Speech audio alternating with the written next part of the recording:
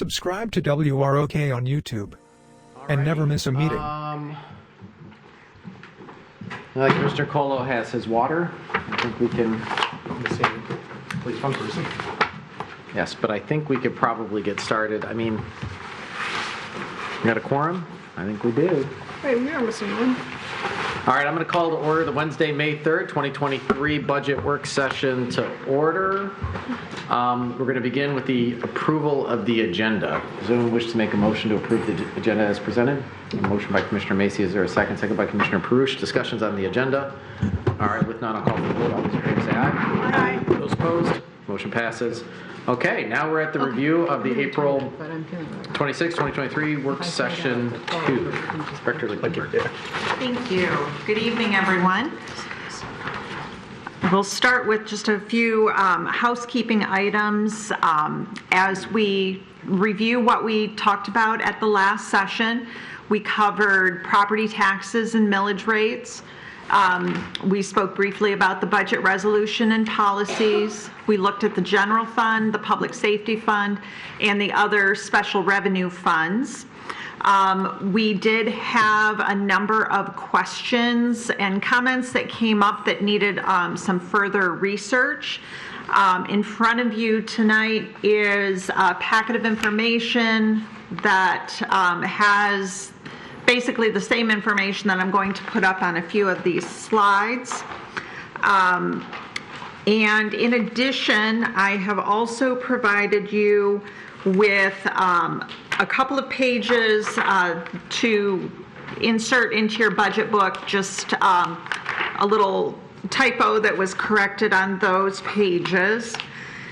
And one other item that is new, but I wanted to give you a preview look at it because it does factor into the budget as a whole, and I'll be bringing it to the commission on the 22nd along with the budget itself, is the master fee schedule. So in prior years, looking back at things, departments would bring fees for approval to the commission, kind of department by department, and they would be approved individually. We have begun the effort to consolidate all of the city's fees into one document so that we have one simple reference point to update, to direct residents and contractors to. This is a draft version, but I wanted to, again, give you kind of that sneak peek of this being something new that will be coming before you. So instead of those individual department after department bringing fees, we will do one master fee update each year. So this is your preview. And prior to the meeting for the 22nd, you will receive the final version that'll be coming to you for your approval. All right. So, Commissioner Will we be setting those fees at that meeting? yes. Okay. So all of the fees in the fee schedule would be set to take effect July 1 along with the budget. So as part of the budget, any changes in fee structures are factored in. So it makes sense for those two things to be looked at together and be given approval. So this is the current fee schedule. We'll have a version of this that shows changes? So there will be additional backup that you will receive in your packet that will show where we were and any changes. So it'll highlight and you'll be able to compare any new rates or any changes. Got it. Okay, thank you. You're welcome. All right. So just looking at some of the questions or items that came up from the previous meeting, we had some conversations about capital outlay and whether the DDA was funding any portion of the capital projects. City Engineer Donahue responded back that there's only one project that is taking place in the downtown district, and that does not currently have any shared funding from the DDA.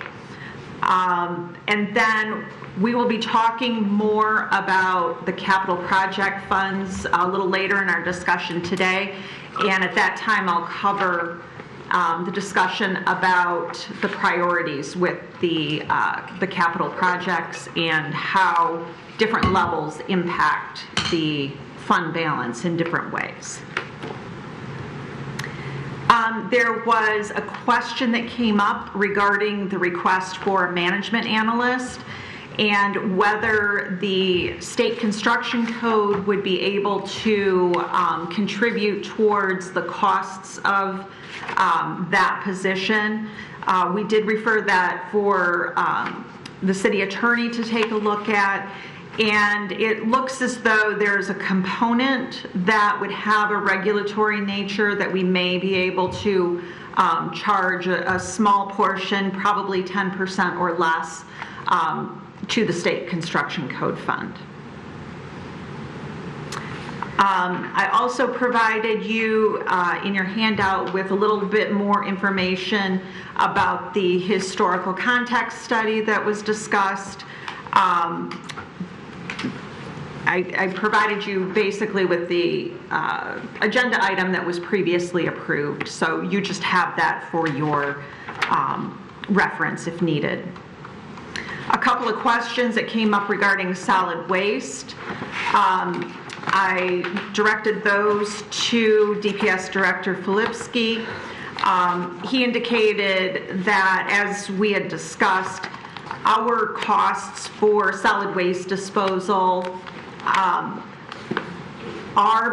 we are benefiting from our association with SACRA. If we were to seek out an individual contract, the escalators that we saw would likely be much higher. So even though those costs did go up and not down, he felt confident that that continues to be a positive relationship for us to be part of. On the issue of composting, he did indicate that the SACRA members have been discussing this, and that it will be a component of discussion when they begin negotiations on the new contract. And they have been advised that this was a discussion topic, and so they will be coordinating with the grants office to look for any funding that might exist that we can look at helping to subsidize individual composting containers and such for residents to buy at a discount. So more news to come if that is found. Mr. Mayor. Yes. Just to touch base on that too, I think the discussion was about it's a healthy fund balance, so I don't know why we would need grants to potentially do composting before potential SACRA rollout to entire city. So I'd want to look at using that fund in addition to grants if they are available, but I don't think grants should be the rate limit to that, right? Like if there's an ability to do it at a cost, how can that fit into the current fund that's available? And I'm sorry, I realize you're the finance director, but we don't have a city manager here to tell that to at the moment. So you're the staff. I will deliver that message and get more feedback from Director Filipski on that. Thank you. All right, and then moving on to the automatic license plate recognition cameras that the Public Safety Department has included in their request. The police chief did provide some basic data points regarding what this is and how it would be used. The chief did assure me that this would not come before commission without a presentation from him to provide you with greater detail. He did indicate several neighboring communities that currently have this in practice, as well as the Michigan State Police and the Oakland and Macomb County Sheriff offices. Regarding the ambulance fees and the billing fees, Chief Cummins said that this was an expected increase, and we have increased our fees that we are charging that will more than offset the increase that we have received. And then the last few items, I have a couple more slides on the issue of debt service. We'll cover that a little bit later in the presentation. But regarding the Senior Services Fund and the major and local streets, we will first take a quick look at the Senior Services Fund. I did want to provide just a historical perspective on the revenue for this fund. We are currently in this year right here, 22-23, and I've given several years of historical perspective to show the portion that has been transferred in from primarily from the general fund, donations, and then fees for services. As you can see in the forecast, and beginning with this year, we have added in the property tax revenue.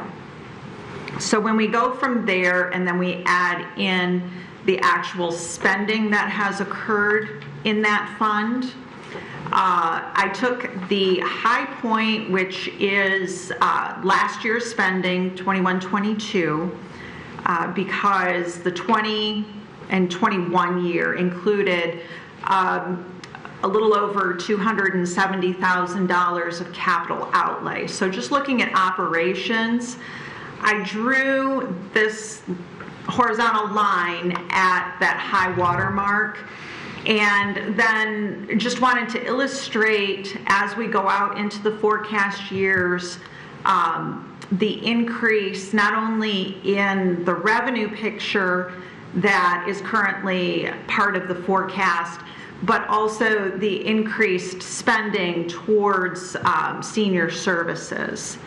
Over the course of the forecast period, this would end up being a little over $1.6 million above, again, what I'm kind of calling that high water mark, that kind of where we've been mark. So I just wanted to illustrate that although the forecast did not include a transfer from the general fund, there is substantial additional funding that will be occurring in planned spending within this fund.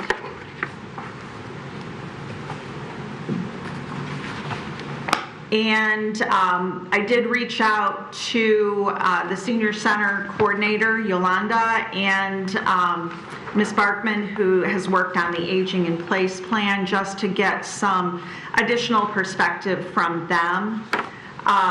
There were a few items that Yolanda suggested that could be purchased in short order that would benefit the senior center, including chairs for functions and some sofas.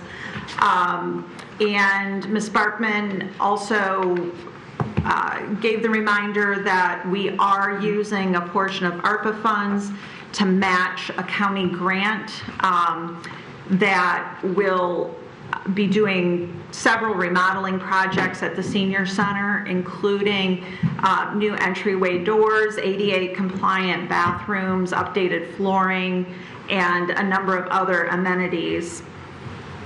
And in addition, the city manager's office will be working with the senior center on a pilot program on the transportation portion of the services provided. This would be looking to incorporate electric vehicles into the fleet, and would include not only passenger vehicles but also ones that could accommodate wheelchair riders as well. The current budget does include $10,000 in the community engagement budget for just what it sounds like, community engagement on topics relating to the implementation of the Aging in Place plan. Ms. Ring. So sorry, I just want to make sure I'm clear. If you can go back a slide. Yes. So unequivocally, the city is spending more on senior services now than it ever has in the past. That's a lesson we could take away from this. Absolutely. Going back at least 10 years, historically, these are audited numbers that are shown here for prior years. Okay. So we're increasing senior services. We are increasing what's available to our aging population. Absolutely. Perfect. So it'd be really disingenuous to say otherwise then, I suppose. The numbers paint the picture that you see before you. Thank you. Commissioner Douglas? But are we increasing it in proportion to the millage? That is, we have a large chunk of new revenue, more than $600,000 a year compared to the previous transfer of funds from the general fund of around $350,000 a year. So this is nice, but there's not, we're not seeing the proportional benefits of that millage. Or are we? Do I misunderstand? So again, it's a matter of how you look at the numbers. In the box up at the top on this slide, which in your handouts, you do not have this, so I apologize for that.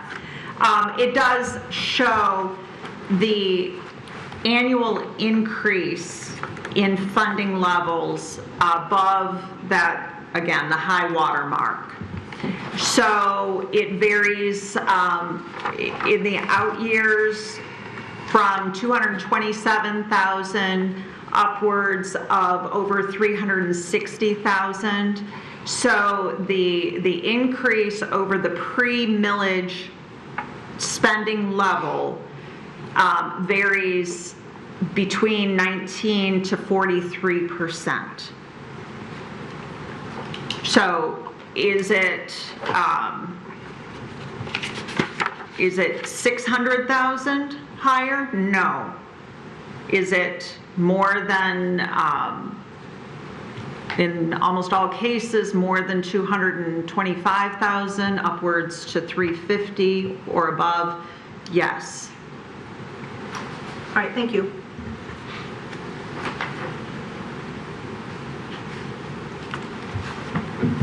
Anybody else?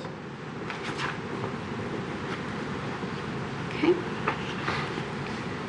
And then the last item I wanted to show you was just during our discussion on the major and local street funds last time, I indicated that we had not allocated the anticipated tax dollars between those two funds. I just wanted to provide you with the picture of the health of those two funds once those funds were allocated. So that's all that this is showing you. All right, so that covers everything that I have in my notes that were open items from the last session. Was there anything else that I missed? Not? We can. Commissioner Caldwell? Can we go over this graph too and just how to interpret it? This here. Or is this something? Is that the capital? Yeah. Yes, we will be covering that in just a few moments. Thank you. All right, so tonight's topics, we are heading into discussion of funds that are not formally approved as part of the budget appropriation. So we do not legally adopt the budget for debt service funds, capital project funds, enterprise funds, or internal service funds. That does not mean that we don't have a budget for them. State law and the Budget Act does not require us to adopt the budget. So when we look at the debt service funds, the first thing I want to show is a summary of the debt requirements that the city has for all of our currently outstanding bonds. So this slide simply shows principal payments, interest payments. They are broken down by governmental activities, business type activities, which would be in the enterprise funds, and then the citywide total. Getting a little bit more into the details, what we have done in this year's budget is to create this summary of bonds rather than the paragraphs that describe them. We felt that this was a easier to interpret presentation that contained all of the same facts. So this shows by issuance date, maturity date, information on each bond issue, including interest rates and so on. The graph on the left shows how the principal on the bonds will decline over time. And just a reminder that we do have a healthy AA plus bond rating that has been confirmed in the last year. So that is very positive and allows us to continue to issue debt on very favorable terms. This slide, I included one of the questions that came up during the last session was regarding what funds were paying which debt issuances. This just adds a column for funding source, and there are two bonds, the OPEB bonds and the pension bonds, that are spread to multiple funds. So I've provided this allocation here. So the specific question that came up at the prior session was what debt is being paid by the Public Safety Fund. And here you can see that it is just the OPEB, a portion of the OPEB and a portion of the pension. So I just wanted to confirm that for you. We currently have 3 debt service funds that are active. Debt service funds really are just clearinghouse funds. It's money in and money out. So they generally do not contain a fund balance.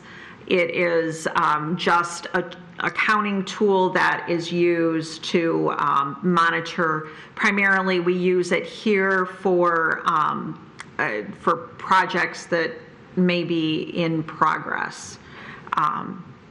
So there's nothing that we need to be concerned with regarding the health of these funds. Any questions on debt before I move on to capital?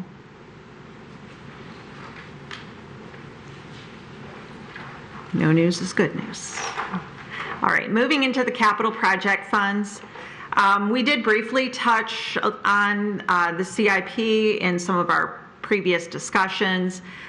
Just a reminder that the full CIP document is available on the city website, and it is also incorporated this year at the end of the budget book in the appendix.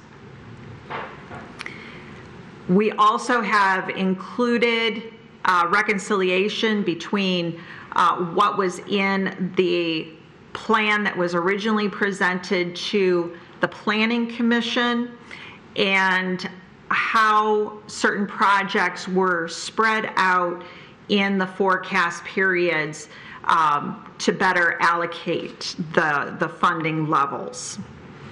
So as we talked about previously, the role of the Planning Commission is really one of verifying that projects are viable and in compliance with the master plan. It comes before the City Commission for a determination of what will or will not be funded.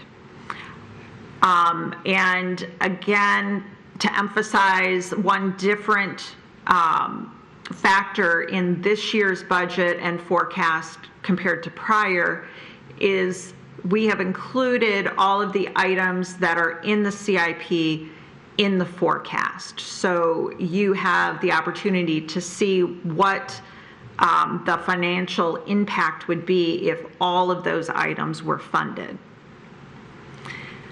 So that leads us to the next discussion topic that came up previously on the issue of would we really be likely to fund every project that is in the CIP?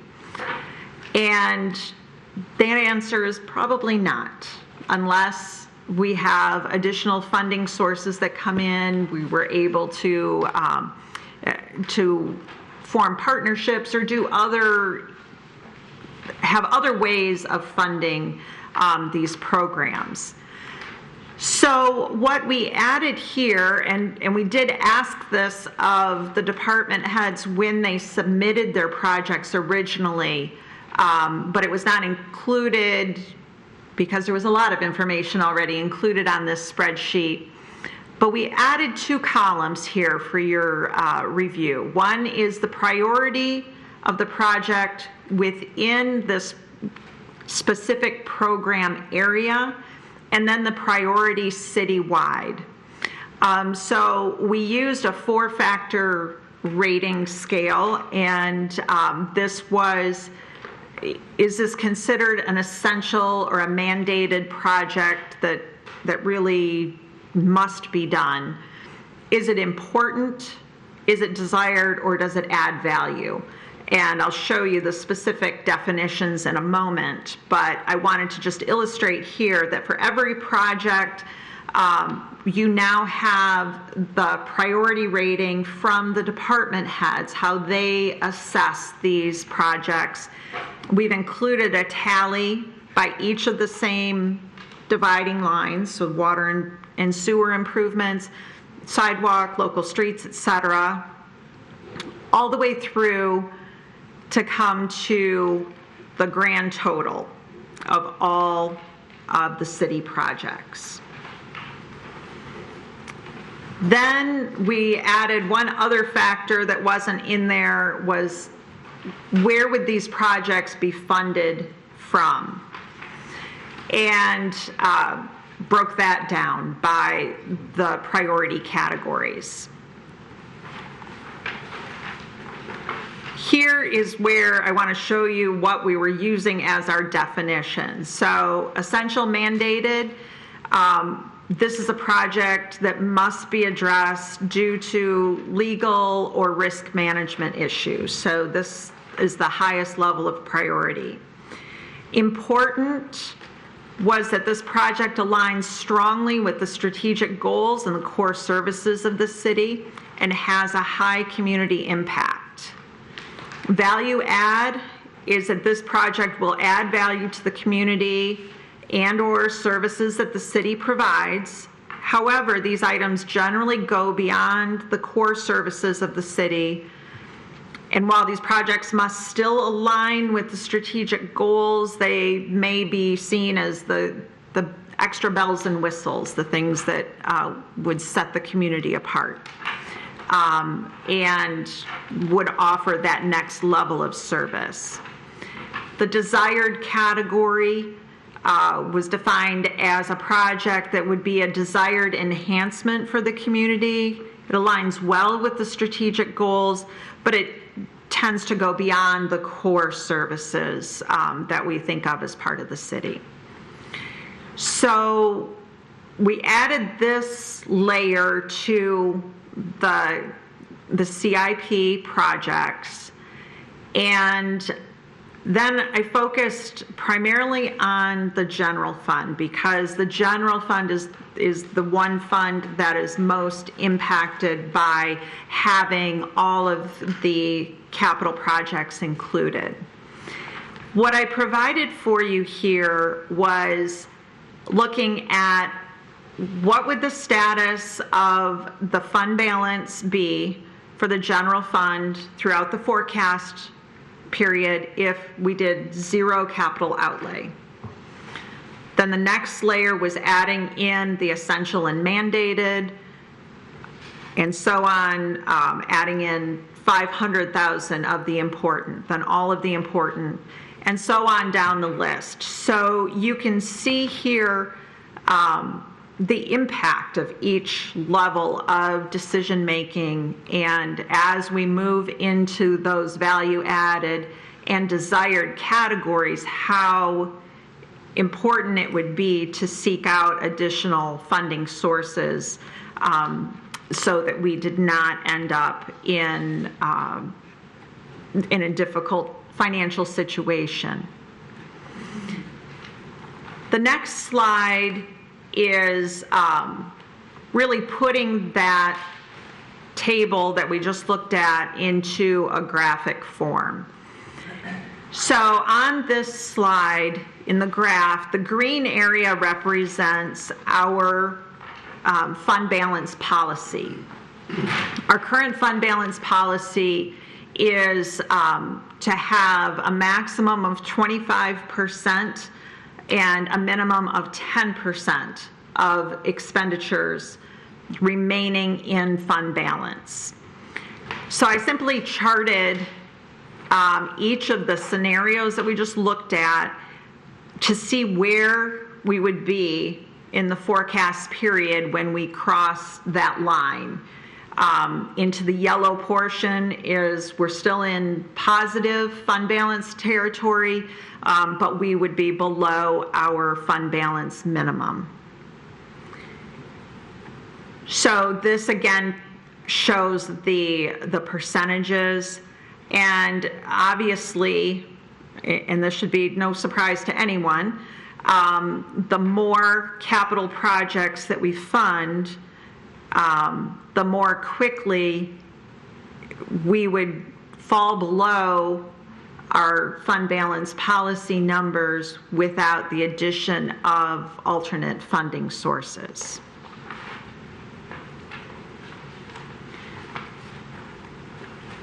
So I'll pause there. I know Commissioner Colo had a previous question on this. I just want to make sure that I've provided enough explanation. Are we good?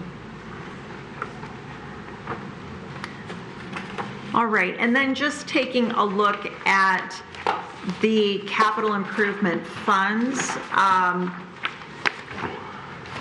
Capital improvement funds can be used for different accounting purposes. Here we primarily use them to track restricted funds that we are wanting to make sure are being spent in a particular way.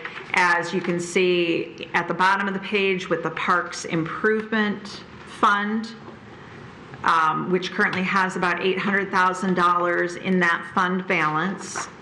And we also use them when we have ongoing projects to track significant projects, as we did with the ROCC projects. So we have a separate fund for that. Otherwise, we tend to count for capital outlay within the fund that is requesting the project. There's no concern with any of the capital projects funds. A couple of them will be closed out soon. And again, I believe that the primary source of funding for the Parks Improvement Fund was related to the Normandy Oaks project and a few other things that have occurred in the past. So those are additional funds that are available. All right, if there are no other questions right now on capital, we'll move on into enterprise funds. So just as we've done on other areas of the budget, we've separated the enterprise funds into low impact, high impact, and evolving. We'll start with the low impact, which would be the Ice Arena Fund. The Ice Arena Fund is continuing to function the way that it has, no significant changes in operating practices. And when we're looking at the enterprise funds, the most significant difference in accounting is that assets get capitalized, they don't get expended. So we create an asset for them and we recover those costs over time through depreciation. So when you're looking at enterprise funds, one of the markers that we look at for the health of the fund is working capital. So that is current assets, so basically our liquid assets, cash that's in the bank, and accounts receivable that are going to convert quickly to cash, netted with outstanding accounts payable and our short-term liabilities. So the working capital for this fund is just fine. It's able to sustain its operations, and we don't foresee any issues with this fund. So that's why we rated that as a low impact fund. Just a quick question there. Yeah. Just so I'm clear, we do so if I'm reading this right, we do subsidize ice skating to some extent every year, right? I'm not The certain. fees don't bring in enough to cover the cost of having this. So, yes and no. Okay. Again, some of the things that, so when you're looking at the middle of this column and you're seeing that unrestricted net position, that shows, you're right, that does show an operating loss. Okay. So it is being subsidized. But are we concerned about that? No, because we do have enough working capital and we foresee having enough working capital to continue moving things Yeah, and forward. it's a benefit to our residents too. I just want to make sure I'm reading it right, that this is something that is not self-sustaining, but we value it. So that's all. Correct. Thank you. Correct. And the primary cause of that need to subsidize is primarily capital improvements and depreciating those over time. Thanks.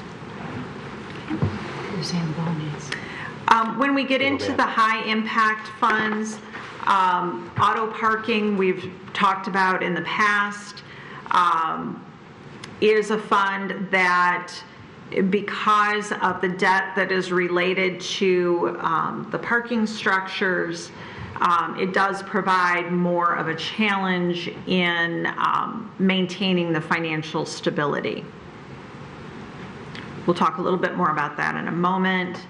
And then the water and sewer fund is also in that high impact category, primarily because of how our usage fees are structured. And again, I'll cover that a little bit more as we move forward. So looking back at the auto parking fund, we have net revenue under the MPS agreement that we're monitoring. There may be a need to consider looking at our meter rates and structure rates, as we do with all of our rate structures. And as we talked about at the beginning of the meeting, that annual look at all of our fees is just part of our due diligence and good practice to make sure that we are at the proper levels for all of the fees that we charge.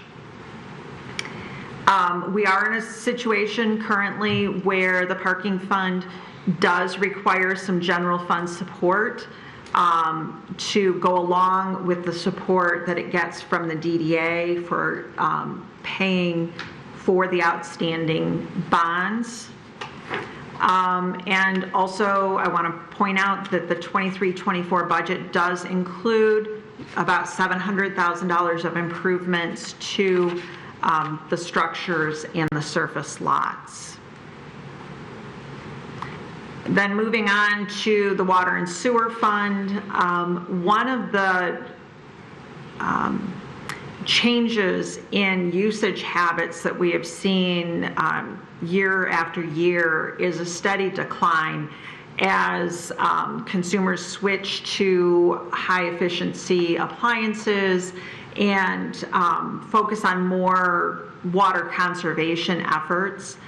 Our current rate structure is almost entirely variable in nature. So we're completely reliant on the usage and our projection of what the usage will be to make sure that we have the right water rates in place to meet our costs. On the city side, the costs that we incur, many of them are fixed. We have minimum requirements that we need to meet regardless of how much water our customers buy. So that presents certain hurdles for us. One of the things that we may look at is looking at a portion of the fee being a ready-to-serve fee to complement that variable rate fee structure. The current budget and the rates that will be proposed for July 1st do not make this change. They are based on the current fee structure that we are currently using. So there is not a major shift, but it is a topic that I bring up because we will likely need to spend some time considering other fee structure options as we move forward. Water and sewer fund is one of the funds that has the costliest infrastructure upkeep, and we do have an aging system. So the 23-24 budget does include almost $6.7 million of system improvements. Commissioner Mason. So I just wanted to illustrate a few things relating to what I said earlier about, I'm sorry, was there a question before? There was, but I wasn't sure if you were wrapping up about water. I'm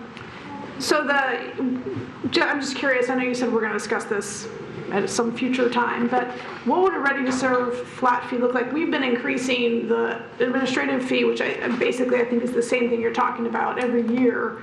So now I think it's almost $50 a year just for the administration fee. So would we be talking about wrapping up that administration fee and making it more than $50 a year? Or like, I'm just curious, like, it seems like you have some knowledge of what it would look like, and I want to hear. Right, so if we were to move to a fee structure that fully segregated the city's costs into what costs are fixed for us and what costs are variable that depend on the amount of water that we actually sell, the flat rate component would be very large. So rather than doing that, we look for more of a happy medium where we are shifting a portion of our fixed costs into a larger ready-to-serve fee and less of it going into that variable component. So it would shift how the water bill is structured, and if you're looking at it line item by line item, it would move things around. And it would incorporate more than the current administrative fee covers. But the amount of expenses that we are looking to recoup through fees would not change. So it is simply providing a little bit more protection for the city in terms of having a guaranteed level of income that would come in to cover more of those fixed costs and provide a buffer against years when it rains all summer long and we don't sell a drop of water for watering lawns or, other issues that are wildly dependent on weather is really what it comes down to. Outside of our control, right. So, it makes the logic totally, it makes sense to me. But this is a pretty healthy fund, right? I looked at the line you told me to look at. It looks very healthy. So what is included in this fund, and I'll go ahead, and we'll come back to a couple of these slides. Let me get to the one that you are probably, let's go back up, sorry. Yeah. So here, this one is probably the one that you're looking at. Right. So when I look at the working capital here, so there's a couple of things I want you to keep in mind. So we talked about that in the current year budget that's before you, there is just under $7 million of capital improvements. There's a similar amount included in all of the forecast years. It does not, in my opinion, probably include enough for how much those projects are actually going to cost us in the out years. So I think that those will escalate potentially faster than we may have reflected here. But the other thing is, because we bill quarterly, we have a significant lag in the time between when we buy water and when we collect revenue from our customers. And that can be well over 120 days because it's quarterly. So best case scenario, it's 120 days. Often it's going to be 150 days. What we currently have in working capital is under 50 days of expenses that this fund can cover. It does not include any extraordinary infrastructure issues. If we had a significant water main break that wasn't on the plan, we include in the budget some degree of contingency for those types of things. But if we had a 48-inch main burst, it would drain this working capital very quickly. So although this is in positive territory, it's not on the high impact list because it's in immediate danger, but it is a fund that if we are not accounting for those needs on a slow and steady pace with our rates to get that working capital to a level that can cover us for a 90-day lag time or more, we run the risk of having spikes in our fee structure, where in 1 year we have to increase it significantly because we've got all these additional capital costs. We want to get away from that. We want to keep it more. I've sidetracked you long enough. You fully answered it, more than fully. But Thank you. it will be coming later. I'm providing this as just a little education on where we're at. And I won't belabor the point, but I will just point out a few things on these slides. Primarily, this is a picture of how water use has declined over time.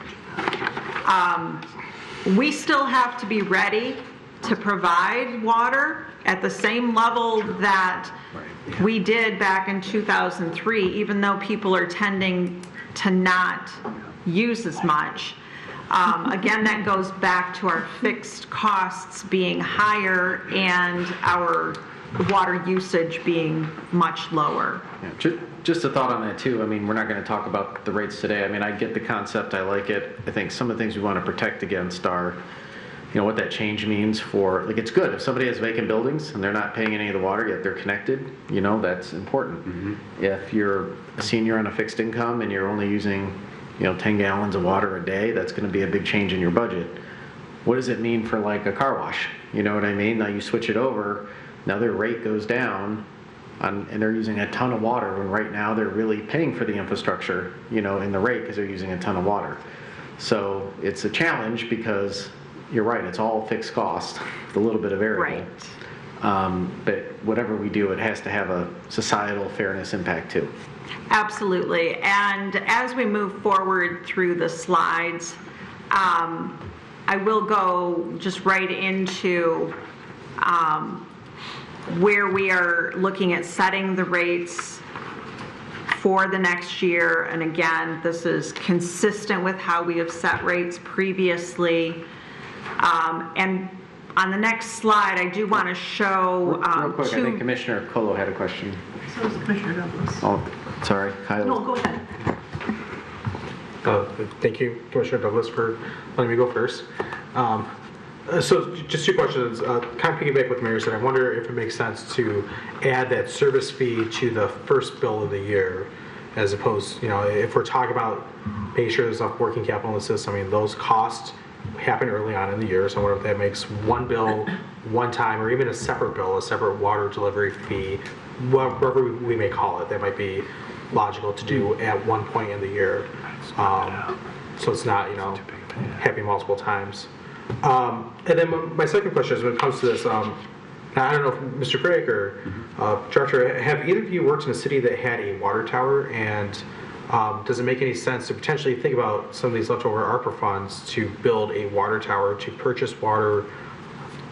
From my understanding, those work because you purchase water when it's cheap at night, you fill them up, and then you deliver the water when it's a little bit higher rate, so that you can kind of control that supply a little bit better, those costs. So I'll probably open mouth and insert foot. I do not claim to be a public works director, but I can relay some information that I've gleaned over the years. And you are absolutely right that is the theory behind water storage, is that you're smoothing out your peak use. So when I was showing the slide previously on the decline in water use, one of the things that I mentioned just very briefly is that we still have to pay for the potential of everybody turning on the faucet at the same time, and that gets built into the fees that we pay to purchase water. And water storage helps to level that out so that our peak isn't as high as it may have been. Water storage facilities are expensive, and they have to, really a study of it has to be done to make sure that the cost benefit is there. I've seen numerous styles. They can be actually quite lovely if they don't have to be up on, a 100-yard pedestal to be effective. But they don't answer every need of the community, and they don't erase all of the issues that we're talking about. But it is something that I appreciate you bringing it up, and I think that it is something that would go into the later conversations that we have. Commissioner Douglas? So because of a lawsuit a few years ago, we cannot charge for stormwater based on our people's water consumption rates. So we now are funding this fund with some tax revenue. I'm assuming that's the revenues and transfers from other funds that reflects that tax underwriting. Where are we with the prospect of maybe I'll throw this over to the city manager, with the prospect of the stormwater utility that we explored here a number of years ago and that's kind of sitting on the shelf there? So there's two elements that, from what I understand, there is a court case before the Michigan Supreme Court, and I don't believe that has been settled. But more importantly, to the enabling legislation that would allow us to impose such a fee I want to say that several sessions ago that was introduced. Whether or not that's on the legislative docket right now, that's worth exploring. So I'll check on it. But you're right. It's been a while because I think the discussion. I mean, these predates me, and so this is going on probably about 4 or 5 years. I'm going to guess. But those are the two things that are keeping us from doing that. But once the legislation comes about, then we'll be front and center and be presenting that to you and setting up such a fee structure. And so we'll get into all the discussion about large property owners at that time. Yeah, so. Large property owners. Yeah. And I suspect that, you're right. I'd forgotten that we were waiting for a case to go through the court system. I think revolving around Detroit. I believe it is, now. yes. Yeah, from my understanding. And probably as soon as that case is settled, assuming it's settled favorably, there are a number of cities like Royal Oak that have been hit by this lawsuit and will be eager to find a way to offset the damage that it did. Correct. Okay, thank you. Mm-hmm. So I'm going to come back to the master slide that talks about what the proposed rates are, and first address your comment, Mayor, on making sure that we're addressing our fee structure equitably. This is something that is always in the forefront. So even as I'm presenting to you the new rates for next year, based on the old formula, so to speak, I want to look at and be able to show you how does this impact a very low utility user, typically that single person household. How does it impact an average user, a high user, and vacant property? And so I just want to assure you that rates are developed with that in mind. And the fortunate or unfortunate thing about water rates is it really is an art as much as a science, to really find that balance that doesn't penalize certain users at the expense of others. So sliding back up to what we are proposing for the change in water and sewer rates to be, we are proposing a $1 increase to that flat rate admin fee. We are looking at an increase on the metered water of 29 cents per unit, and on the sewerage charge, an increase of $1.36. So overall, what does that impact look like on a real utility customer? For that one person household, this is an annual increase of $32.60. Or on their quarterly bill, it would equate to a little over $8, just under $3 per month. For a typical user that is still below our, the city charges a surplus fee if a user is a high user that uses more than 20 units in a quarter.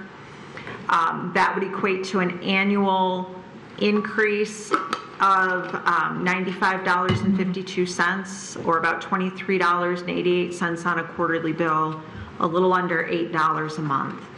For the high use consumer, it would equate to $296.28 on an annual basis. Quarterly bill would go up $74.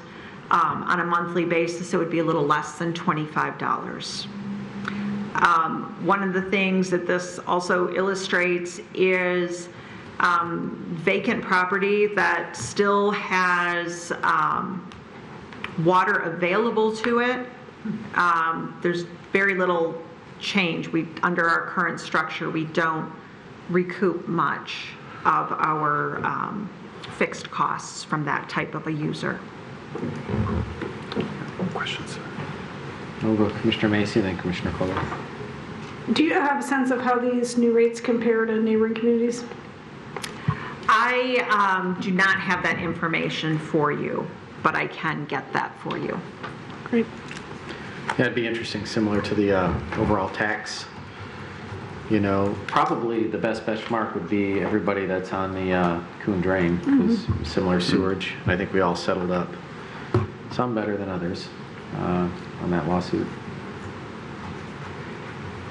Which, by the way, for the record, is just annoying as heck, because we've been doing something for decades. The way the county billed us, we just replicated that billing, and then a clever lawyer found a line in the law, and Stupid lawyers. so I'll tell you, no offense to any lawyers here. Yeah. And you guys are all clever. It was none of you. Okay, sorry. Good, Brandon. I think Oh, Brandon. Commissioner Yeah. Polo. Thank you, Mr. Mayor.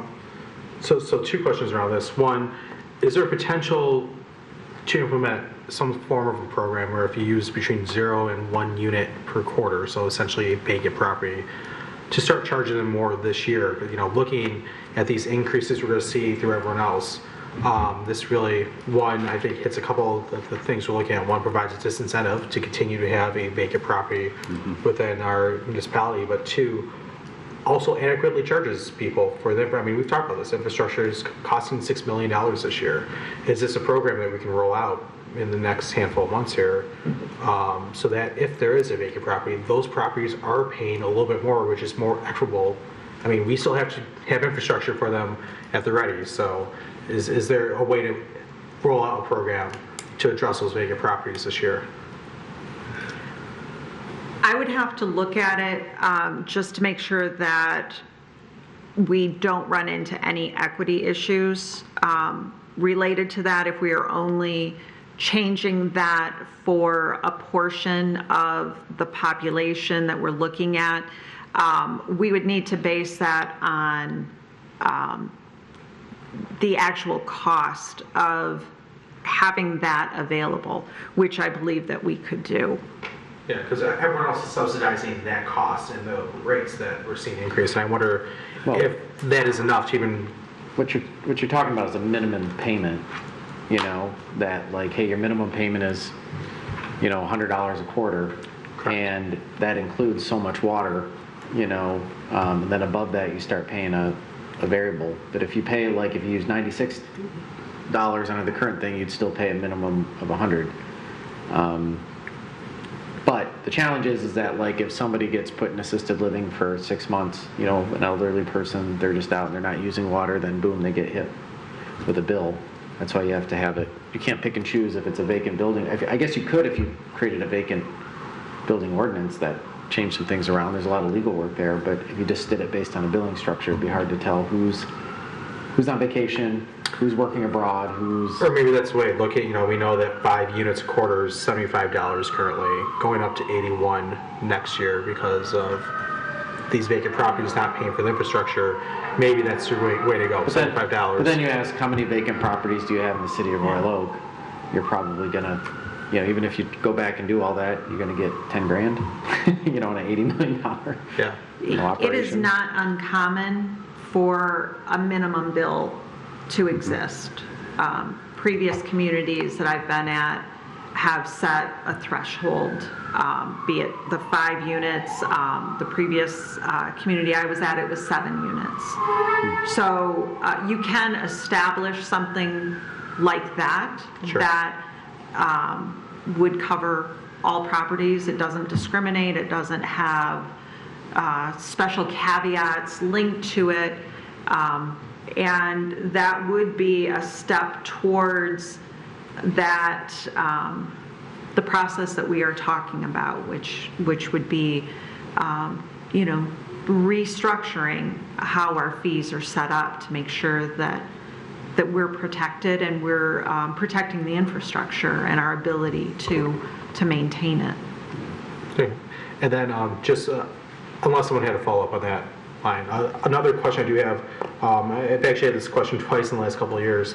Have we ever looked at offering residents a second meter? So if they have irrigation, they have a pool that they want to fill, that they're paying a little bit less of the sewage fees off that second meter because, you know, knowing that they're watering lawn, yes, some's going to run off into the sewer, fill in a pool, most of it's going to stay above ground. So have you ever looked at or considered offering a second meter that has a reduced rate on the sewage?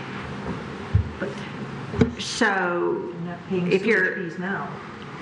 You're paying by consumption. You're paying when you pay for 1 unit of water, you're paying for 1 unit of sewage at the same time.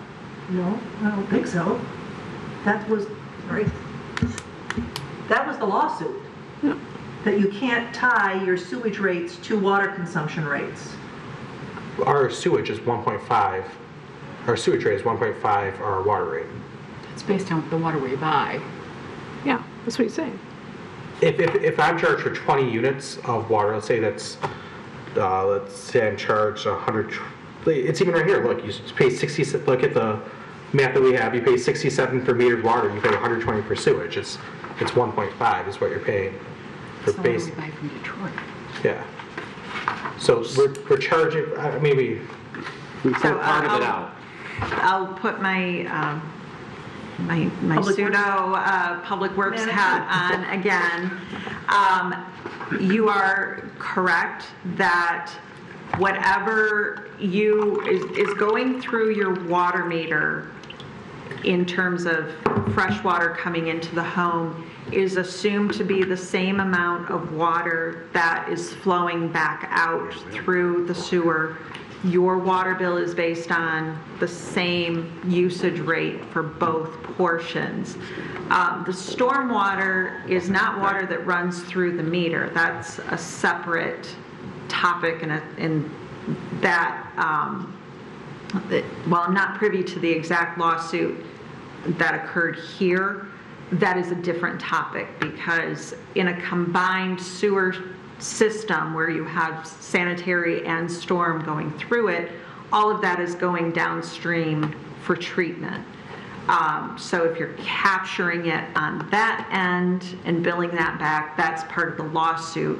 When you're capturing it on the water, the metered end of what's coming and going out of a home, we only meter it going into the home, and it is standard practice throughout communities. You do not have 2 meters in a home that meters water coming in and sewage going out. So that is how the bill is based. They're not 2 separate usages, it's 1. So to that same concept, the tricky part about having irrigation meters is that we may give the consumer a break on the sewer portion of their bill, but we still have to recoup those costs in Right. some way. So how do we do that? We do that by having higher rates on what we're selling the water for. Right. So it shifts things. It tends to be a little bit more of, it sounds like a good thing, but in the end, we get back into the equity Right. issues, because who's watering their lawn? Water is expensive to put on your lawn, and not everybody does it. And if they're getting a break on the sewer portion, somebody else is having to absorb that through the general rates. Or another way to put it, because watering the lawn is different than, mixing it with baby formula, that there should be a sort of this you shouldn't get a discount for it at the expense of having to raise up the non-irrigation rates to cover the fixed costs. So right now, if all of a sudden everybody that was watering their lawn had a second meter, and the people who aren't watering their lawns, they would see their rates go up because we'd have to cover that sewage cost.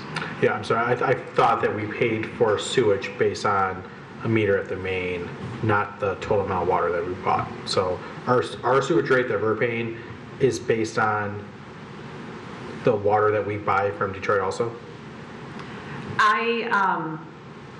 This one I don't have a hat for. I'll tell you what. But generally speaking, there is a downstream meter for the sewage that actually for what we are spending on treatment. But- yes. Well, this is a budget talk tonight, so I'm fine if this turns into an email at this point, like that, we can talk about it like that. I think what we have here, though, is we have the rates here on page 108 that are used in the, I'm sorry, not 108. My eyes are a little wonky today. It's one- On page 107. So for this budget year, 2023, 2024, these are the rates that we're going to do. There's been no changes or anything, but in the event you bring us new rates, a new idea, that would be a budget amendment. I think we talk about it at that time to see what the impacts would be. And then we could inform equity issues and what the cost is and all of that.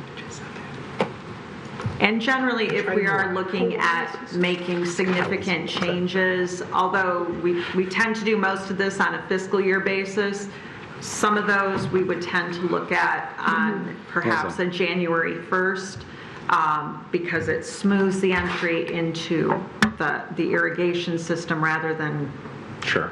kicking in right during that time. Okay. All right. All right. There's nothing else on water and sewer. We're just going to quickly go into the evolving funds. Arts, Beats, and Eats. This is just our fund that we monitor the costs of the Arts, Beats, and Eats event in. The recreation fund is really usage-based. And the one thing that I do want to point out in this, when we're looking at that working capital number, this is another situation where that capital outlay is significant in a couple of years. And there's included a little over $2 million for a potential remodeling or reconstruction of the clubhouse at the golf course. So that is what is causing the majority of that working capital decline in the later years. So quick question on that. These are enterprise funds though, right? Correct. Okay, so the cost of that would be capped. It'd be similar to the ice arena. Yes. Where, okay, there's still a business case there, but we would be fronting the money and then recuperating that theoretically out of the management fees, paying to run and manage or rent the facility, however that arrangement's taken care of. Or through the golf fees or whatever our contract is. So our current contract with the golf course is that basically they pay it's almost they lease the golf course from us for a flat rate, and then they handle all the operations. No additional funds come through the city related to the golf course. So But if we were to do a capital outlay of $1.75 million to make a nice clubhouse, that would in turn be doing it for the benefit of attracting more golfers or having a better experience, increasing revenues with food and beverage and all of that. And we would charge a higher amount for a newer facility than we would for an older facility, covering that depreciated cost of that improvement. that would have to be something that would be negotiated in a new management contract. Yep. I'm just putting it out there, like, hey, Yes. anything we do like that, I'm cool in enterprise funds putting these things in there, but there's got to be that, business, I mean, to the extent that we're breaking even or coming close, offering the amenity. And it would be a significant change in that management contract to have a structure that would recoup these costs in in a reasonable amount of, Right. of return time. So our current annual that we receive from the management company is $25,000. So again, to offset something of this magnitude would take a considerable change in how that contract is structured. Mike? Commissioner Macy? So my vision of this clubhouse would involve a pretty, I mean, it's just my vision, but would involve a pretty nice room, conference room overlooking the golf course that we could then rent out, and I think that would be something that would be separate, like Like a a separate. catering contract or management of the clubhouse contract? So I again, don't know how fast we would recoup $2 million in costs from that sort of a functionary, but I was afraid she was going to say that $25,000 number. I mean, this is essentially like, they lease it from us, but, you know, they run the golf course for us, Right. and we're happy with the management of the golf course, and, Yeah, they take all the risk. If bad Right, season, exactly. they lose money. Good season, they bank it. but the golf course still belongs to us as of the clubhouse, Yeah. so that's, anyway. Okay. And maybe there's, yeah, I'm eager to see that plan. Maybe there's multi-use for that facility. We don't really have a conference and meeting center, you know, per se out in that part of town, so that, you know, there could be some good uses. Weddings. Weddings. Weddings? Weddings. No. I mean, I'm not married to that idea, but I think that would be Oh. okay. Divorce us also on this topic. All right, dad I- jokes are done. Yeah. I think that at that future time when this would be discussed more, those costs would get fleshed out. Yeah, the business case or what that financial impact would be over. Exactly. The farmer's market is another fund that I have on the evolving funds list. More because, as we had discussed with the potential new position for a recreation director, I just wanted to highlight that this is one of the activities that would potentially move under that director. This is another management contract that would have that additional oversight contributing to the operations and the management of those operations.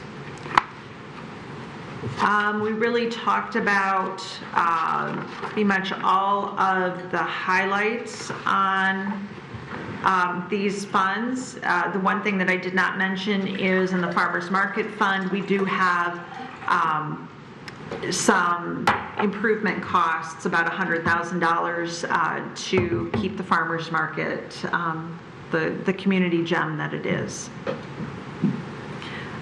Then I'm going to just quickly go through the internal service funds.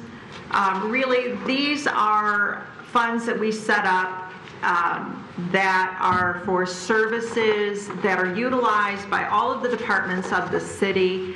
And by setting them up as internal service funds, we centralize the cost and can smooth the budget and make sure that we don't have significant swings if there are significant changes that happen in any one year. We use these funds for our IT-related costs, for the motor pool. We also use it for our insurance funds, which would be for workers' comp, for the medical insurance, and then our general liability. Again, it's just an accounting tool that helps us smooth things and prevents, particularly because we are self-funded on insurance, large claims are handled through the funds, the internal service funds, rather than the department that's generating the additional expenditures. The one fund that I will point out, it's been a topic of previous discussion, we do need to monitor the health insurance fund closely, just to make sure that we are doing everything that we can to control costs, to manage claims in positive ways, and to minimize what we've projected as significant potential increases in the out years. I don't raise this as a red flag at this point. It's more to let you know that we monitor this very closely on a regular basis. And at this point, we're just making sure that you are aware, as I'm sure you all are, health insurance is expensive, and we're monitoring that closely. So we classify the internal service funds just a little bit differently than the others. We consider the IT fund, the workers' comp fund, and the general liability fund to be adequately funded. We consider the motor pool right now to be slightly overfunded, so we're smoothing some of that out through the fees that we charge back to the departments. And then, as I mentioned, we've got the medical self-insurance fund on our watch list, just to make sure that we don't head into trouble territory. So at this point, we've covered all of the accounting funds. We've talked about everything that will be on the budget resolution. We've covered tax rates. We've covered water rates. I wanted to pause for a moment. The budget resolutions, based on the budget book that was originally provided to you, is in your binder on page 7. It is also in the budget book on page 448.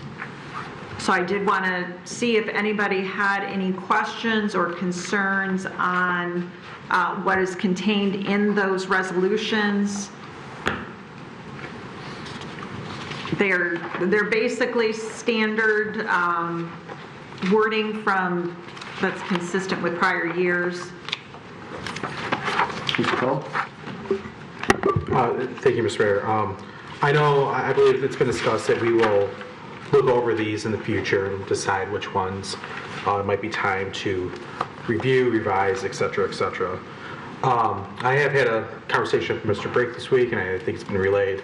One thing I would like to see added to this, either to Resolution 6 or somewhere in Resolution 9, when we make a purchase that requires come to the City Commission for approval, to add language to that as to how it's achieving our climate action plan and our strategic plan.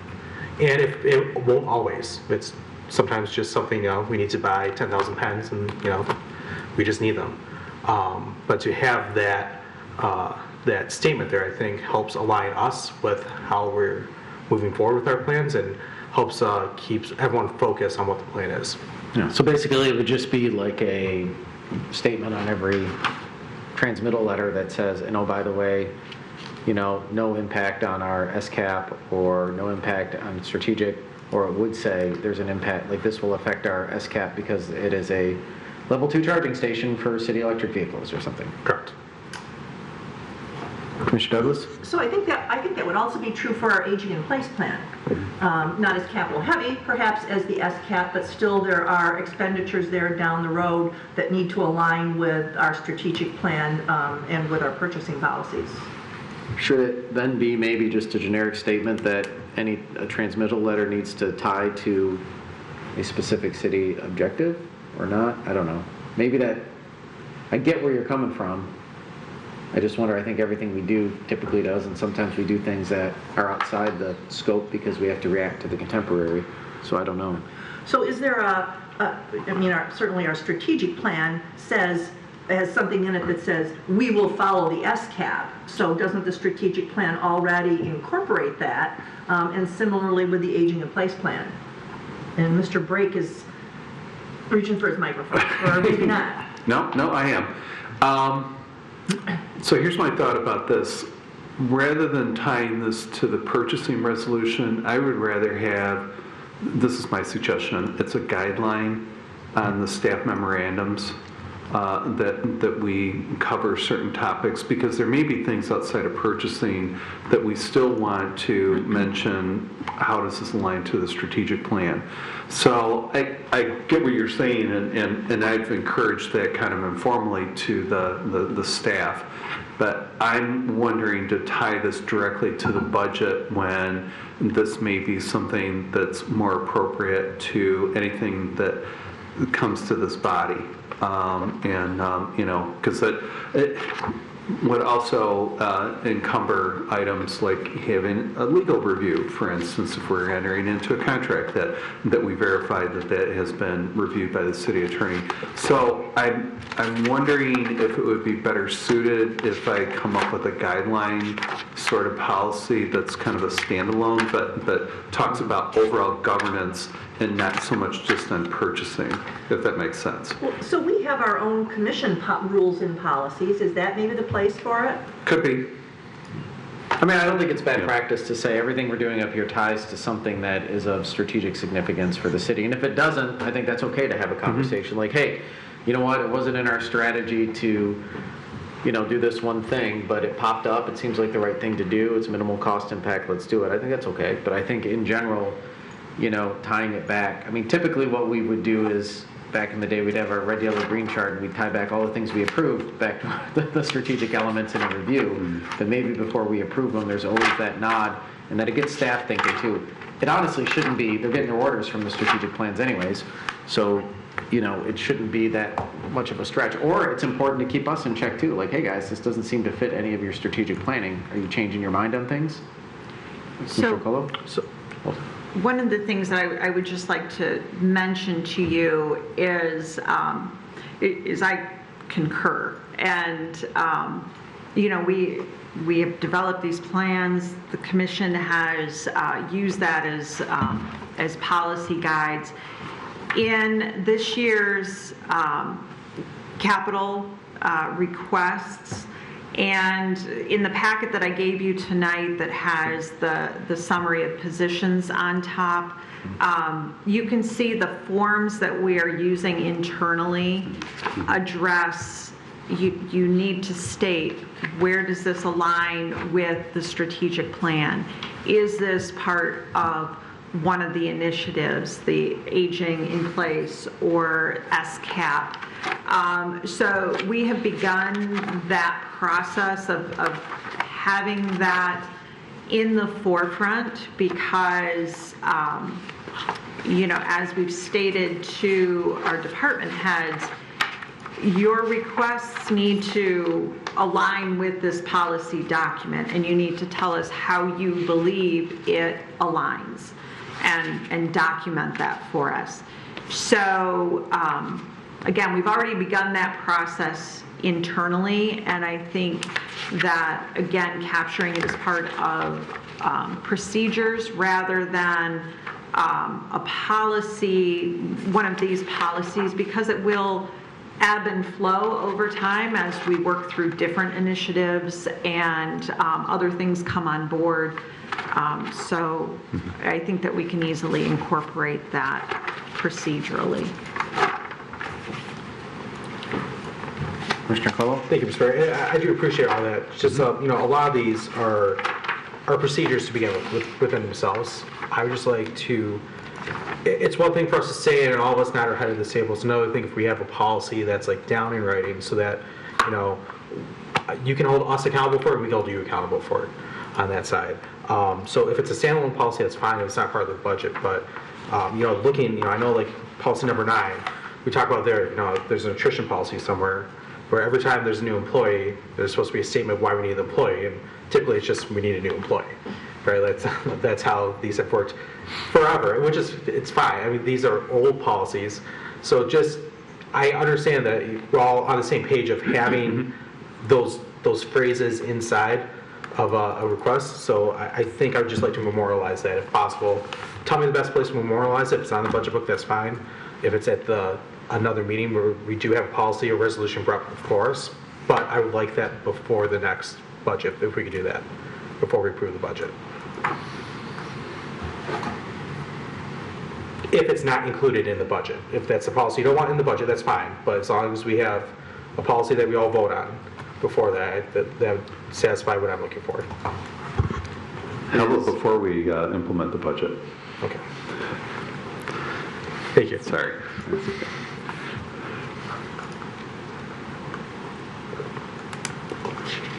All right. Are there any other questions or comments on any of these 9 resolutions?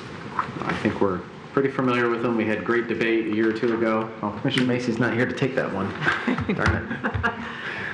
All right. 4 years ago. 4 years ago?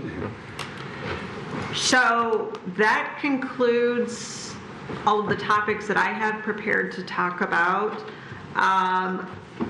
with the exception of providing you with some additional information related to how our water and sewer rates compare to our neighbors, and this policy on incorporating that.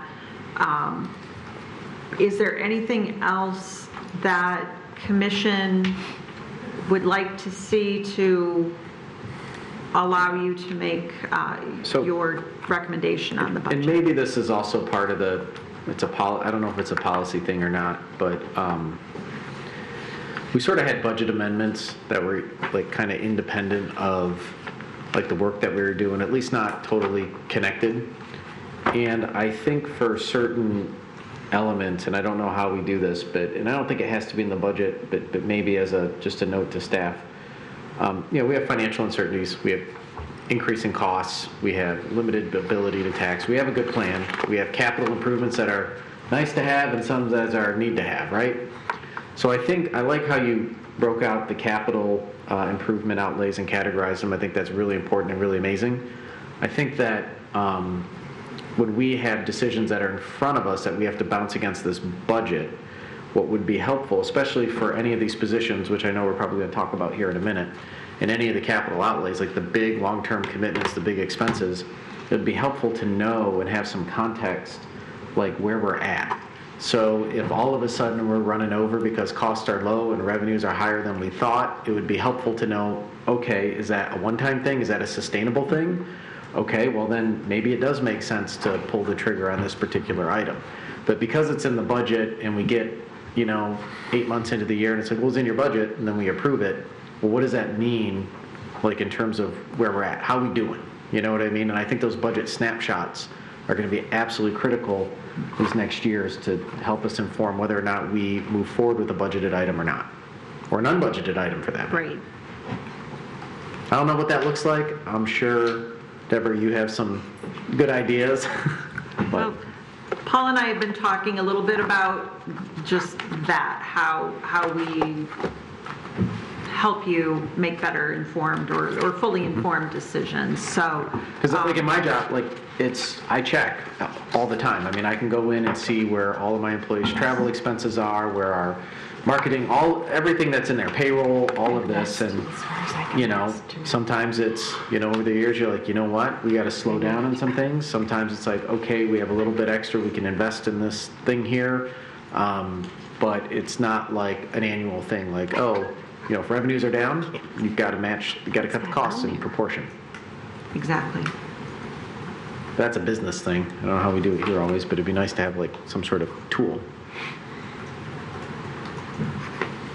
I have to leave. Okay. Thank you, Deborah. I have to leave, but thank you for tonight. Anything you want us to carry your water on? No, I'm good. You're good? I'm good. Okay. Well, we're glad we had you for... I made it through the important stuff. Thank you, Commissioner Parrish. Thank you. You're welcome. Have a good night. Too. Commissioner Dubuck? Thank you, Mayor. Thank you for all the excellent information and the thorough presentation, actually understandable format. It's really appreciated.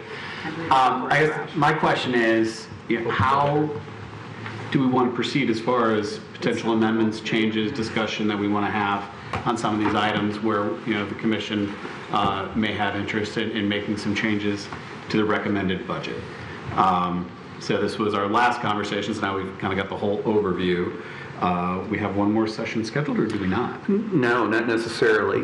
But, well, A caveat with that, if that's something that you wanted to continue on, we would schedule another budget workshop on Monday, that we would do that before the city commission meeting, but appears, that's what, 20 to 8, so now would be the time. That way, if you say that we vetted all these issues, then we forego that workshop, then what will be presented is what will be finalized at the May 22nd meeting. That's when the budget hearing will be held, and that's not to be said if there's correspondence that you want to include some additional thoughts, but by and large, as far as any additional changes, now's the time to do it. Okay.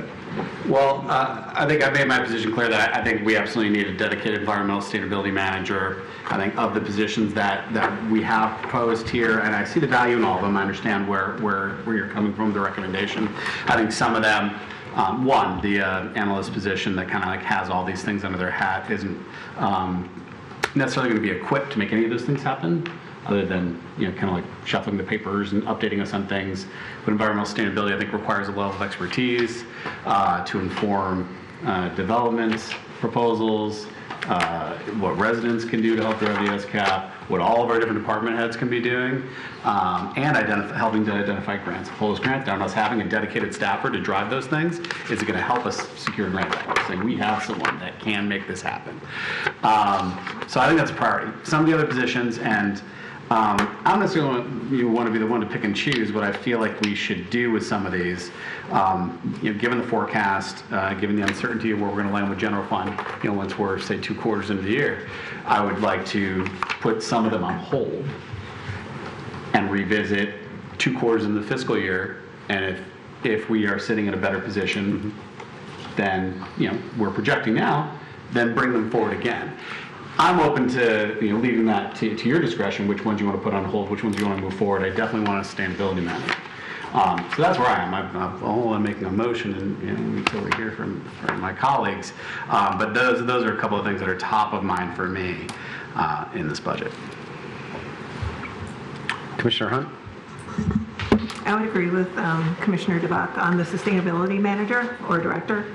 I think given our strategic goal and the SCAP, there's the need for someone with that expertise to be dedicated to that particular area. What concerned me when looking through the CIP projects, there are quite a few of them quite a few of the projects were desired, and many of those were surrounding the environmental impact and the environmental infrastructure.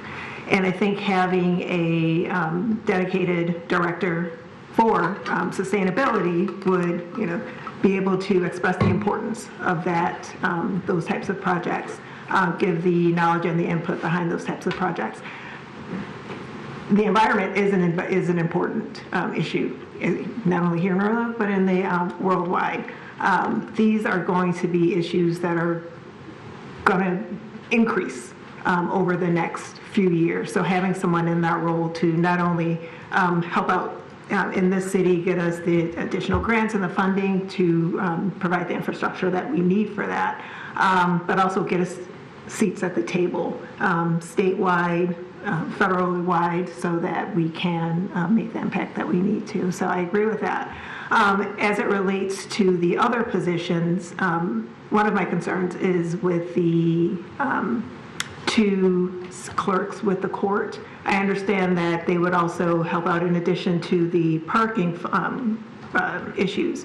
They would help out otherwise with other court-related matters.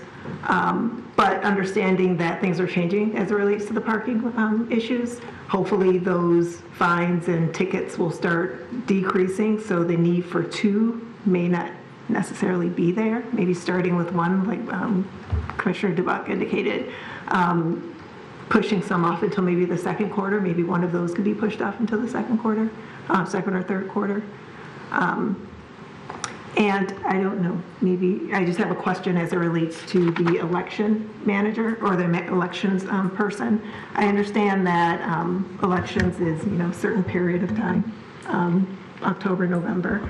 Would this person be doing additional work throughout the year or Yes. years? Because Yes, and even though elections, everybody thinks it's one day, it's definitely, we start prepping 4 months prior, and they're changing. Everything is changing with the passage of Prop 22-2. So we're in a lot of uncertainty right now, but we also need someone who's knowledgeable with the election law and all the changes, and having just having temporary seasonal employees, we really need someone that is on par with everything going on and the changes, and that they can get certified as well.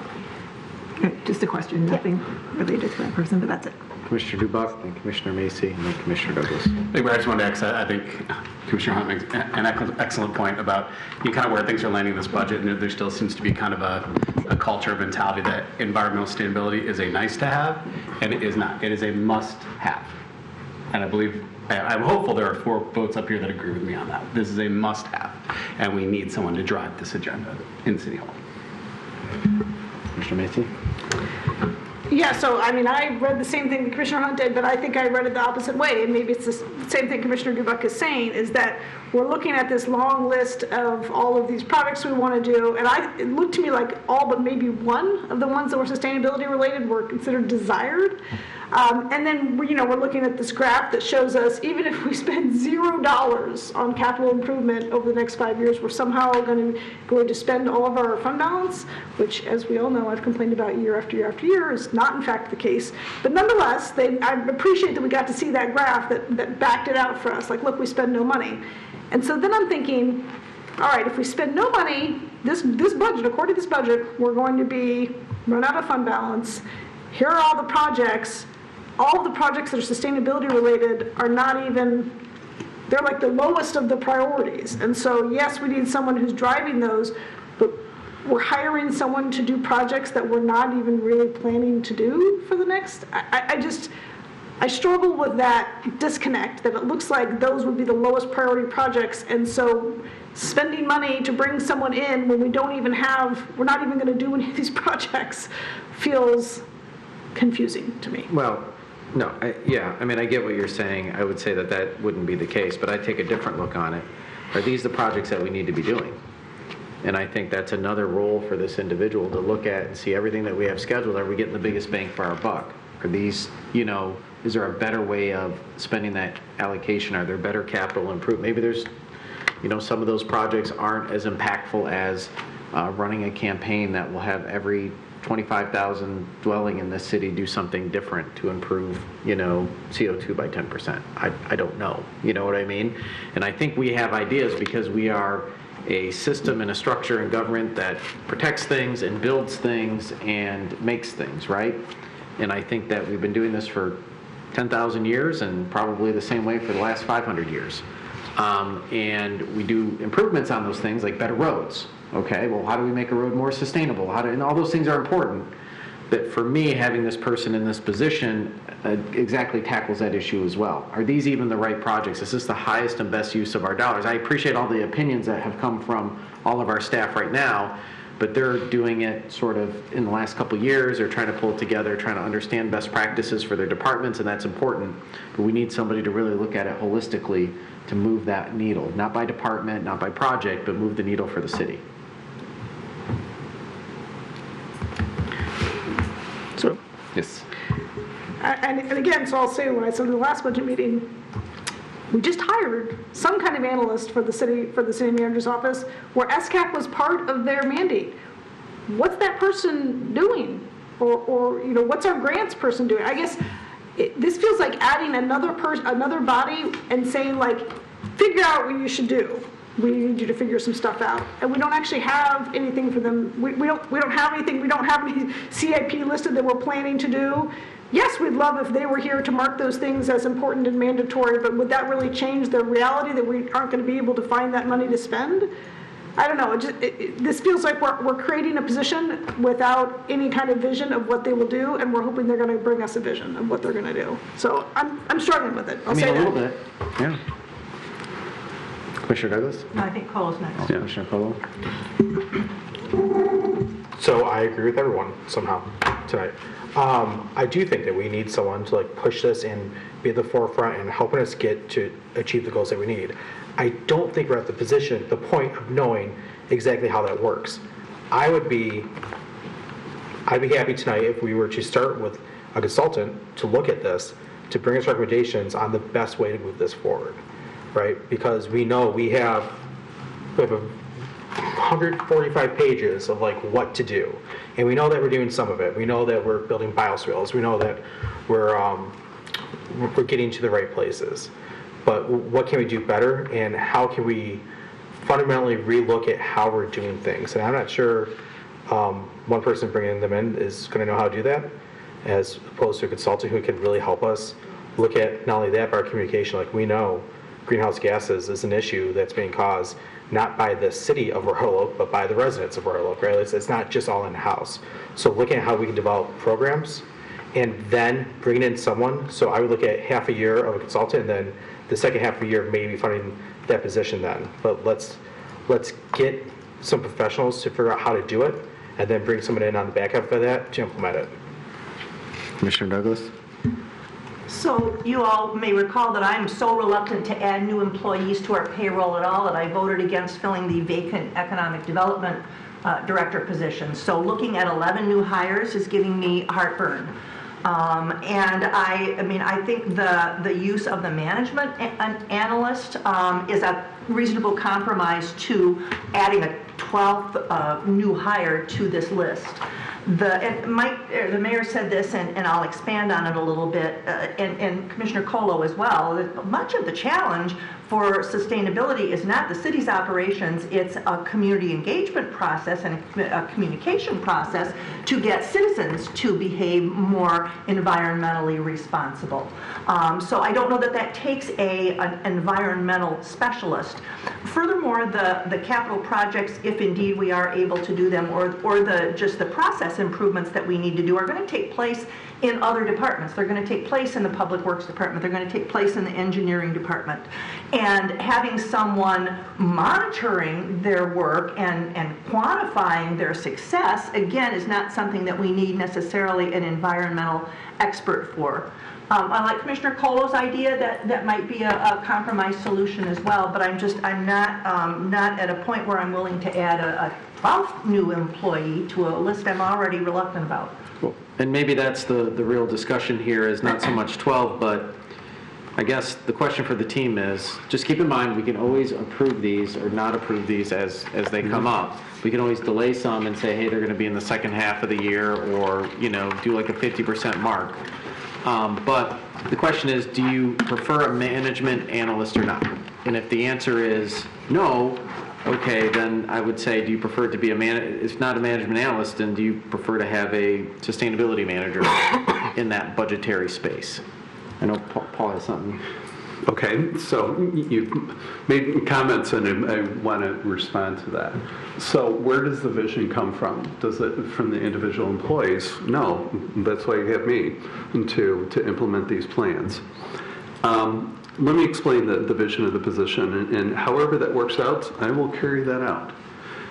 This management analyst position, the significant portion of that will be engaged in sustainability. At the same time, if you look at the Aging in Place plan, there are a lot of sustainability elements there's an intersection between the two plans. And the thought is of having that broader vision of someone that can implement both plans, but focusing their attention on the sustainability. But there's many examples in the Aging in Place that we can point to that specifically are part of the SCAP. That was the thought of combining the two. Furthermore, as far as implementing construction projects, those are already done through the Department of Public Services. So we don't need the duplication of looking over Aaron Filipski or Matt Exley to say, what are you doing in these construction projects? Commissioner Douglas brings up a very good point, that the biggest component that's out there of the need is the community engagement. facilitating these discussions of residential property owners looking at alternative forms of transportation. There's a whole list of things that the individual would be involved in, and that's what's envisioned in the position. Now, getting to the question, what are the other two people? At any given time, I'm happy to introduce you to those folks, and I can tell you what the vision is. But very briefly, that when we recruited the grants coordinator position, we weren't able to find someone of the previous incumbent. We didn't find someone that had that mixed skill set that could do the grants as well as the sustainability. And honestly, I don't think it was fair to either program because of having that split sort of effort. There are not only increased number of grants, but there's also compliance issues that we need to adhere to. It makes Deb and her staff, their job easier to have someone that understands that, and we just hired someone that has 30 years of experience in that. So I feel very confident about that. With regard to the economic development specialist, the thought is that as we have commercial development, we had this discussion before about green buildings, as we have infill development, and we look at transitioning over the community benefits guideline to a requirement of how we can help implement that, and that would be a portion of that person's position. Keep in mind that with the management structure, that with what Mr. Fenton did previously, he was still doing both jobs. And so there is a capacity issue that we're trying to keep up with. You're adding additional plans. What our office, the staff that we provide support to is about 12 different boards and commissions, and we're adding additional ones. And so we want to provide that capacity and the needs that are out there. So that is the thought process to the management analyst position. But if you want the person to solely devote that attention to that, I'm just pointing out there is some duplication that you're creating as a result of that, of things that are already being done through DPS. Again, viewing all these plans equally important, but devoting a greater amount of time to the sustainability. That was the vision that was in there. And it may not have been articulated in the write-up because we had a whole potpourri of things. But by and large, that was the priority that I envisioned in going into that, and providing some staff support to these other new boards and commissions. We thought this is someone who could help us with that. So that's what's entailed in that, but I will defer to the wisdom of the group, and whatever's decided, we will do the best we can with the resources that we're given. So I'll tell you how I see it, and I appreciate that explanation, and I'm not saying it's wrong, city manager break. I think it looks a lot at efficiency, reasonably running and the management and operation. I think the one little difference that we have here that is our goal, right, at least some of us here, is, and all of that is right. It's none of what you're saying is wrong. But when I look at it, I see we need like a pit bull for sustainability in the city of Royal Oak, that even if there are some things out of the gate that might seem a little bit redundant, we have somebody that's on top of it every single day, wakes up every morning, lives and breathes this goal, and it's an important enough role, and it's also more important for our region because we have to be successful, so the other cities that are following suit will continue to adopt, because I'm convinced we're not going to get anything out of our state and federal governments across the country that are going to, we're going to have to build this block by block, you know what I mean? And I think we need somebody laser focused on it. So for me, the way I look at these positions, like I said, I talked to Judge Meineke. I think the district court, it's fair enough to have a hearing on those and say, okay, where, is the additional revenue coming from for the traffic violations and all that stuff. I'm willing to have a conversation about it. But, for me, I would be supportive based on my conversations with Ms. Bonet and Judge Meineke. I would be willing to say, let's hold on the management analyst and replace it with a full-time sustainability manager. I think there's very few things that we do that are core, policing, ambulatory, and elections. And I think that the election assistant is, I do not want to be at any time here responsible for thrifting and making people feel like they're disenfranchised when democracy is so vulnerable at the moment right now. Like sustainability, we have to do our part at the electoral level. The records clerk, if you read it, it's because of an increase of FOIA and all of that stuff. I'm okay putting it in the budget, but I want to see, are we going to collect the fees to pay for that position? Is it a part-time position? Is it a full-time position? If there's more requests coming in, then we need to charge more. If this records person is answering the phone because, you know, you have some crazy people that want to know every gasoline charge. No. Unfortunately, we can't, and I think the city clerk can also speak to the limitations on what we can and cannot charge for FOIA. They have been substantially restricted in the last few years, and while we can charge for certain things, we are required by law to provide those documents, and we are very limited in what we can recoup. That needs to apply to the job function, right? So if it says we can recoup all of it, or 10% of it, or 20% of it, we need to understand that before we would approve it, right? That's fair.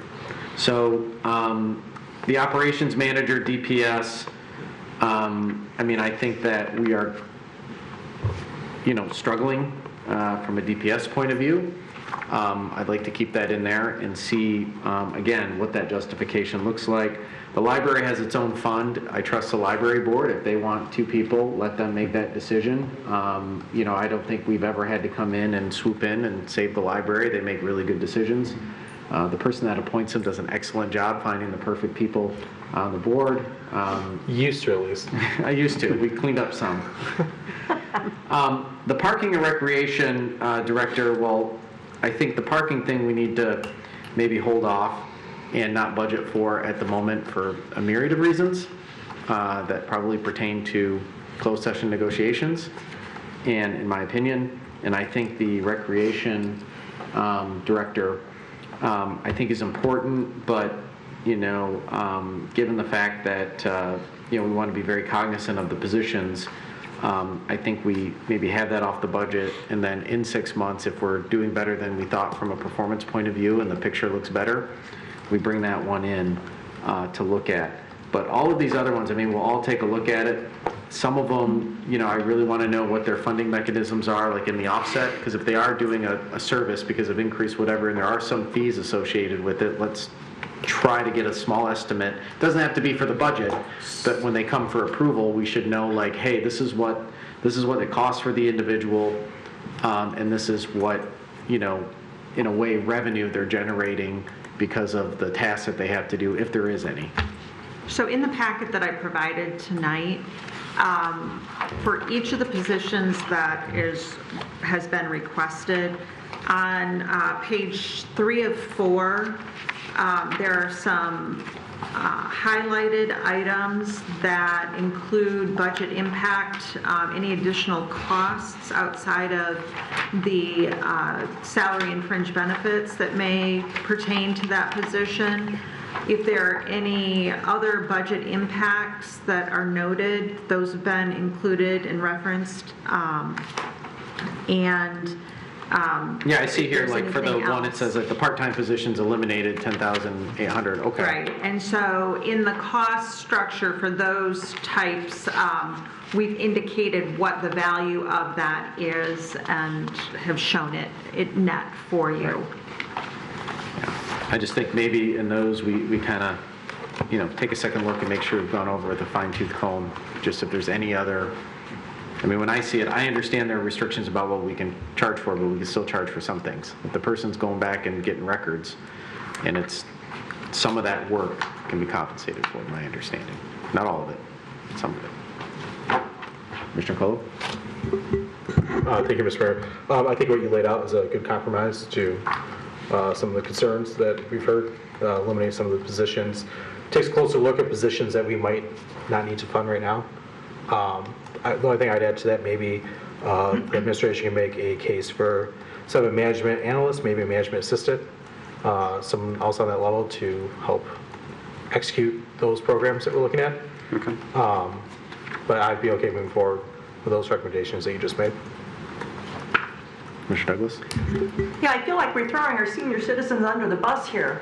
The management analyst position is scheduled to address the priorities of that plan. I would agree that probably SCAP is a bigger piece of the pie, but to eliminate a position that is directly targeted in the job description at making sure that our aging population, our residents are healthy and safe and engaged in the community is shortchanging that population. I think the question is what is, and we did kind of ask for it, or I did, and maybe it didn't resonate.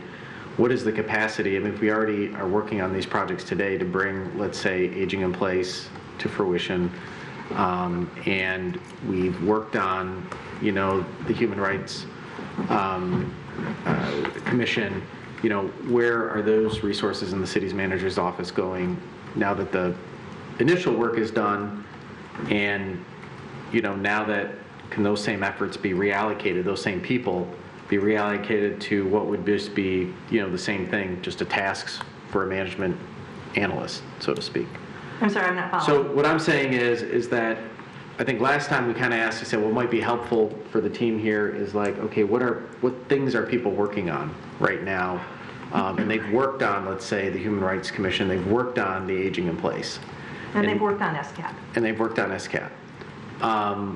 Now that those things have been done, if we hire an SCAP manager that can be laser focused on SCAP, some of the city management staff that had been working on SCAP and had been working on aging in place, will they still continue to do that instead of from a developmental point of view, but from an execution point of view? Mr. Bray? I don't know that we added anything new above and beyond. No, we didn't, and so it's, we're addressing additional needs that are out there. That as I mentioned in the grants end of things, that there's a greater number of grants that come in. Each of you forward emails and say, look, there's a new grant that's out there. There are agencies that are providing that sort of funding that we can be much more aggressive about that. On the flip side, it's not only just writing the grants, but it's also doing the compliance that shows that we've completed that. And that is something that I'm not looking at burdening the finance department. That's something that should be done by one individual. So that is one matter that's there right now. So the environmental, or excuse me, the economic development specialist, that is to really help out Mr. Fenton. He was promoted, I want to say 2 years ago, and based on that's, we have several construction projects that I mentioned before between the animal shelter and the senior center, and looking at this restroom facility that's coming out of ARPA. So we have a lot of activity that's going on right now. So is there this now freed up idle time? Not really. It's with what everything that Ms. Barkman is doing. She's covering and getting by, and so I'm looking at trying to provide some relief for someone who's not constantly going to meetings. That's trying to provide that gap the best that she can. So does she have extra time? And that's where my question was, and I understand that, but my question was, I think back when I asked, I said, well, if it's a matter of time, and these are our priorities, aging in place, and SCAP, let's say, those should be the focus, and just let us know what we can take off the plate that maybe are currently on the plate that we can shift off and say, okay, those aren't as much of a priority as these other two items. Okay. When it comes to, that's why kind of understanding, and it's hard because every week or every other week we're giving additional work. Let's take a look at what things people are working on, and then we could say, no, scratch those, and instead of a management analyst doing it, it can be with existing city hall members, but we push off some things that are nice to have projects and not that are core to what we're working on if there's a load or capacity issue. Okay, I can make that recommendation. Commissioner Dubak? Yeah, I think I'm aligned with you. I still think we need the standalone sustainability manager, because we have a senior center, we have a senior center director, we have Parks and Rec directors and staff. All of them play a key role in executing elements of the aging in place plan. And we do not have a dedicated champion to drive the SCAP, which is a city priority. The suggestion that we're not investing in seniors is just wildly inaccurate. So I think we've kicked the can long enough on environmental sustainability. We've done the work, and we're deciding right now, is it lip service, or are we actually going to do this as a city? My primary issue with the management analyst is I appreciate that we're saying we'll have one person kind of play traffic cop on all these things, but they'd be kind of a master of none. And I know we are in the business of bureaucracy, we're a city, but I'm saying in this circumstance, someone that has environmental expertise and can be an asset to every other department head and every petitioner and our residents all in one, because they have that expertise. So they work with you to get things out to the residents about what we can do in our own homes. And we work with petitioners to say, here's how you can add some green elements to this building that are actually going to reduce your cost. That's an asset we can offer to petitioners, right? If we have someone in-house with those expertise. We have not invested in that. We have a very, very good report and a very, very good plan. Now's the time to put some actual, skin in the game and make it happen. So that's why I feel very strongly about this. I'm very frustrated with the suggestion that we're not investing in our seniors. We are not investing in environmental sustainability other than intellectually. Now is the time to actually do this. So, Mayor, that's aligned with what you're saying, is that we can allocate those responsibilities for the aging in place plan to existing staff who have existing expertise to make those things happen. That have already been working on those things. Exactly. And so you've gone from build to execute, and I think that when I said pit bull, you said it much better than I did, because you're a man of great word. I'm a man of simple word. He has all the words. And, The best. and that's why I said I don't have an issue with Commissioner Brake's recommendation, because it makes sense from a workflow and everything. But for me, it's about focus, not about, finesse. All right. So again, look, I'm not arguing against it. So don't misunderstand. It's all of our priorities are important, all of them. The strategic plan, the aging in place, and so. Let me take a look at it. There be some other suggestions that I will come back with, and so no, I appreciate that we can allocate the resources, but I want to give you kind of a realistic perspective. Give some credit for some things that are being done already, and so but to add on top of that, absolutely. Point number 2: don't get hung up on the title, and if that's something that's that gives a greater persuasion and to enable to get things done. We can figure that out within the wage structure and to recruit the right person that would have the right skills. Now, if you add things on top of that and you say that, well, we have an expectation that the person has to have an engineering degree, or if you're elevating it to a director level position, this adds a significant amount of cost that we have not talked about. There is an ability through someone that has that sort of specialist background that may have a culmination of different experiences that would lend to it. I believe that we can make that work. And I would say that over a period of time, if we want to elevate that within a department in itself, we can have that conversation. But I think we need to start and where we can claim successes. That's what I say all along, is that let's go after these things and we can celebrate the successes and gain momentum in that regard. And but no, I appreciate that, and so please don't take me as a counter argument to what you're saying, and that's why I said before, whatever you collectively decide, we'll make that happen. And just from our point of view, I don't think anyone up here is saying that we have this abundance of capacity anywhere and everywhere, but I think as a manager, right, as a city manager, the skilled leader of this organization, you will have to come to us from time to time and giving you the permission to say, hey, look, you know what, message understood, sustainability manager, important task, we're moving forward. We're working on these other things, but hey, after we work on aging in place, after we work on sustainability, and after we work on something else, there's a couple things here you guys are asking us to do this year. I just want to give you realistic expectations that it's not going to be done by next month. It's going to be done in 6 months. And if you're okay with that, if not, like Greg Rassel was the master at it. He's like, I can do anything you want. Just tell me what you don't want me to do. Right. And I mean, And we tell them, no, we want you to do everything. you're like, but you're super great. Banners over the street. Oh, that was the one. Yeah. But I think we have to have those conversations as we get, and don't be afraid to have them with us, okay? So it's all respect for everybody, but we got to juggle some things. Yeah. If some smaller, less priority things fall off the table, and we're not clear that those things aren't a top priority and these things are, then that's okay. We can recalibrate that and give you the ammunition. Okay, to fair do enough. Trust me, I'm not shy, so Okay. I know how to speak up. Do we need a motion on this for that. clarity? Hold on, Commissioner Macy, real quick, has some.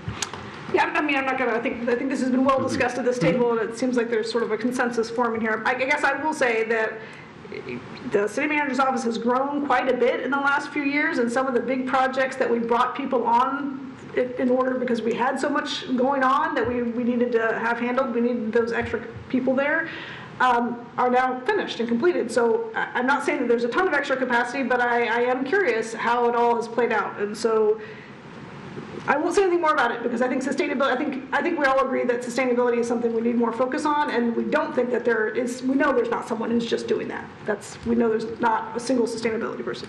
But I was just going to throw in, since we were talking about all the positions, that my position would be that the second court clerk, we would put on the same level that the mayor was talking about for the parking systems manager, like as part of our ongoing negotiations, hold that one out for a bit, and then, that would be something we could implement That's a later fair in the year. point, yeah. So I'm just going to throw that out there. So if I may, in the parking manager, and I brought this up before, and this is where it has nothing to do with MPS. It surprises me, so in the community that I came from, had about a similar parking system, smaller population, but a large visitor base. And that is what surprised me coming in the door, as not having someone that can manage the system. Because it's not only the parking meters, but also keep in mind the structures of keeping up with the maintenance associated with that.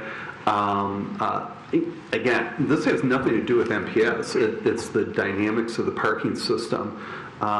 It's just, I would ask you to reconsider that and make a presentation at a different time. If you want to put a hold on that's fine. But for a parking system that's as dynamic as it is, that we need that staff capacity. So regardless of the MPS contract, this isn't a case of, because the MPS has added this additional element. No, it's with the number of parking spaces. We have 4,500 parking spaces, and the number of visitors, 60,000, I believe, a month, if I'm speaking accurately. It's a pretty dynamic system, and there's, we have aging infrastructure and many other elements that just go beyond administering the MPS contract. So. Yeah, and I understand that, and I think what the thought is here is let's wait and see how the numbers shake out with the changes we made with MPS, and let's see what that looks like in terms of what the parking fund may look like. Let's take a look at it in terms of what the rates look like, because if you're saying this will better improve everything, maybe that's a discussion we have when we talk about the rates. If you're going to charge more, you're going to get better service because we have this parking manager to deliver better service. So I think it doesn't have to be tied this is a position we need to fill. I want to see it tied to a better business case. That's fair, and I'll bring that back. But we're not saying you can't come to us right. with these. I just don't want to fall into that pattern to say, well, it's in the budget. Oh, yeah, okay, let's approve it, Yeah. I want to show that we're doing, and making sure that budget is, we're prioritizing our priorities, we're being thrifty on revenue, and, we do want to have a plan, and we want to execute that plan. We want that plan to have a little trim to it, and in the event that there's windfalls, meaning that we do better than we think, with state shared revenue and costs end up being better than what we think, then we can look at positions, because the thing I don't want to be in a position is to lay people off. That is the worst position to be in.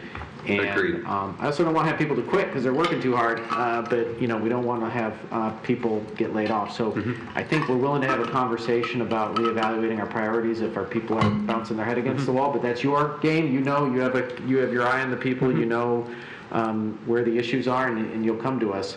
Okay. But I think some of these. We have to show this prudence to our constituents in two layers. One, not putting it in, and two, when they come up, we really vet them. But I don't think from an SCAP point of view, I think that's just a must. I mean, we have to have that in there without a doubt. Because other than that, we did all this work for, 10 hours a week of a management analyst job, and I think it merits much more than that. Yes. So, and Mr. Mayor, just to add to that too, I think that this is something that the DDA could potentially pay for. I mean, the parking system exists for the benefit of the DDA and the businesses within it, and we saw that their fund balance is at 300%.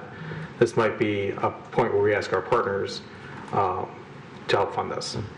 I guess, Mr. Rick, I'd look for your thought on that. I haven't broached them, but consider what their counter argument will be, is that they may come back and they say, okay, you want us to pay for the parking manager, we want to manage the parking system, and take that over. Done. So, okay. Yeah. I got my pen ready. All right. But careful. Terrible argument, Paul. Yeah, careful what you wish for. It's just, yeah. Okay, so I think we've all gone around. I think we're at a consensus here. Yeah. I move the mayor's recommendations, which include the hiring of a sustainability manager. What were the mayor's? Mike, the mayor made a bunch of recommendations. I think it was paying off one of the court clerks. Yeah, well, it was kind of a conversation, just to recap, if you want to do a motion, it's to hold on one of the clerks till we understand the parking revenue situation. The parking manager to pull out and tie that to, any sort of parking rate, or also see how the performance of the parking fund is doing. And the recreation director, we hold off at the moment for now. It doesn't mean that those things don't come back to us, and that the management analyst, that position will actually be the sustainability manager. Yep. So what do we, So I'm not sure what we're left with here. So we're left with, for the budget, we're left out of the gate for the budget, a district court. One clerk, One clerk. One clerk, one probation officer. right? Yep. City manager office would get a sustainability manager. Elections would get election assistants. Police would get a record clerk budgeted. DPS would get their operations manager. The library will manage their own stuff with those two assistants, so they get that. And then the last two here would be held off along with one of the positions in the courts. And it doesn't mean that the court can't come to us. Maybe we hire one, but I really want to, see what that a couple months of the parking and ticket revenue is, I guess. Based on what by the way, for the record, I think we should do two for the court, but I've heard almost everybody up here say we should do one, so I'm just throwing that out there as the consensus recommendation, not Mayor Fournier's recommendation, which is That's the question. Yes. So I do want to clarify, do you want those removed from the budget, or do you want them included in the budget, but they are not filled until they're brought before commission for approval to add? Yeah, I think that they would be removed from the budget with a note that they'll be considered at a later date, so the financials reflect these, but all the positions would have the former argument where they'd have to come before us with, except for maybe, I guess they all come before us anyway, so that's just a moot point. Right. Commissioner Goulet? So my initial recommendation had been that, we place them on a hold, not include them in this budget, and then in 6 months, 2 quarters in the fiscal year, if we're in a better position, which I'm optimistic we will, then I think we're being responsibly conservative, although not overly conservative in our estimates here, and that those positions could come back forward for consideration at that point as a budget amendment. Yes. That was my thinking. Yes. Yeah. Great, I just wanted to clarify so that I wasn't sure when on I that either. I update the was going to ask that. resolution, it's an accurate reflection. Okay, I'm going to ask the city clerk, because that was a lot of, How we do? that wasn't Bobby's rules on that one, I'll tell you that. Did you get I it? heard Mayor Pro Tem, she just seconded. Yeah, she did. Okay, you're good. Okay, good. All right, discussion on this one. Commissioner Douglas. The Age-in-Place Task Force spent as much time, had as many volunteers, has as many relevant recommendations for the city as the SCAP program, and I've proposed, I feel like the management analyst position is a compromise. It covers both SCAP and the Aging in Place Task Force. I feel like we're throwing it under the bus, and I'm voting no. Okay. Anybody else? I think the plan with the management touch to say that we continue the focus on the aging in place using reprioritizing existing staff to keep that experience focus on it versus just as a part-time job under the management analyst, I think will, be a better position and not shortchanging it. But if we are and end up shortchanging it, I will support looking into adding headcount to fix that issue. But I think right now I want to take the play where we've had some people work on it in staff. They can continue working on it in the delivery mode. If it doesn't work out, Same with SCAP.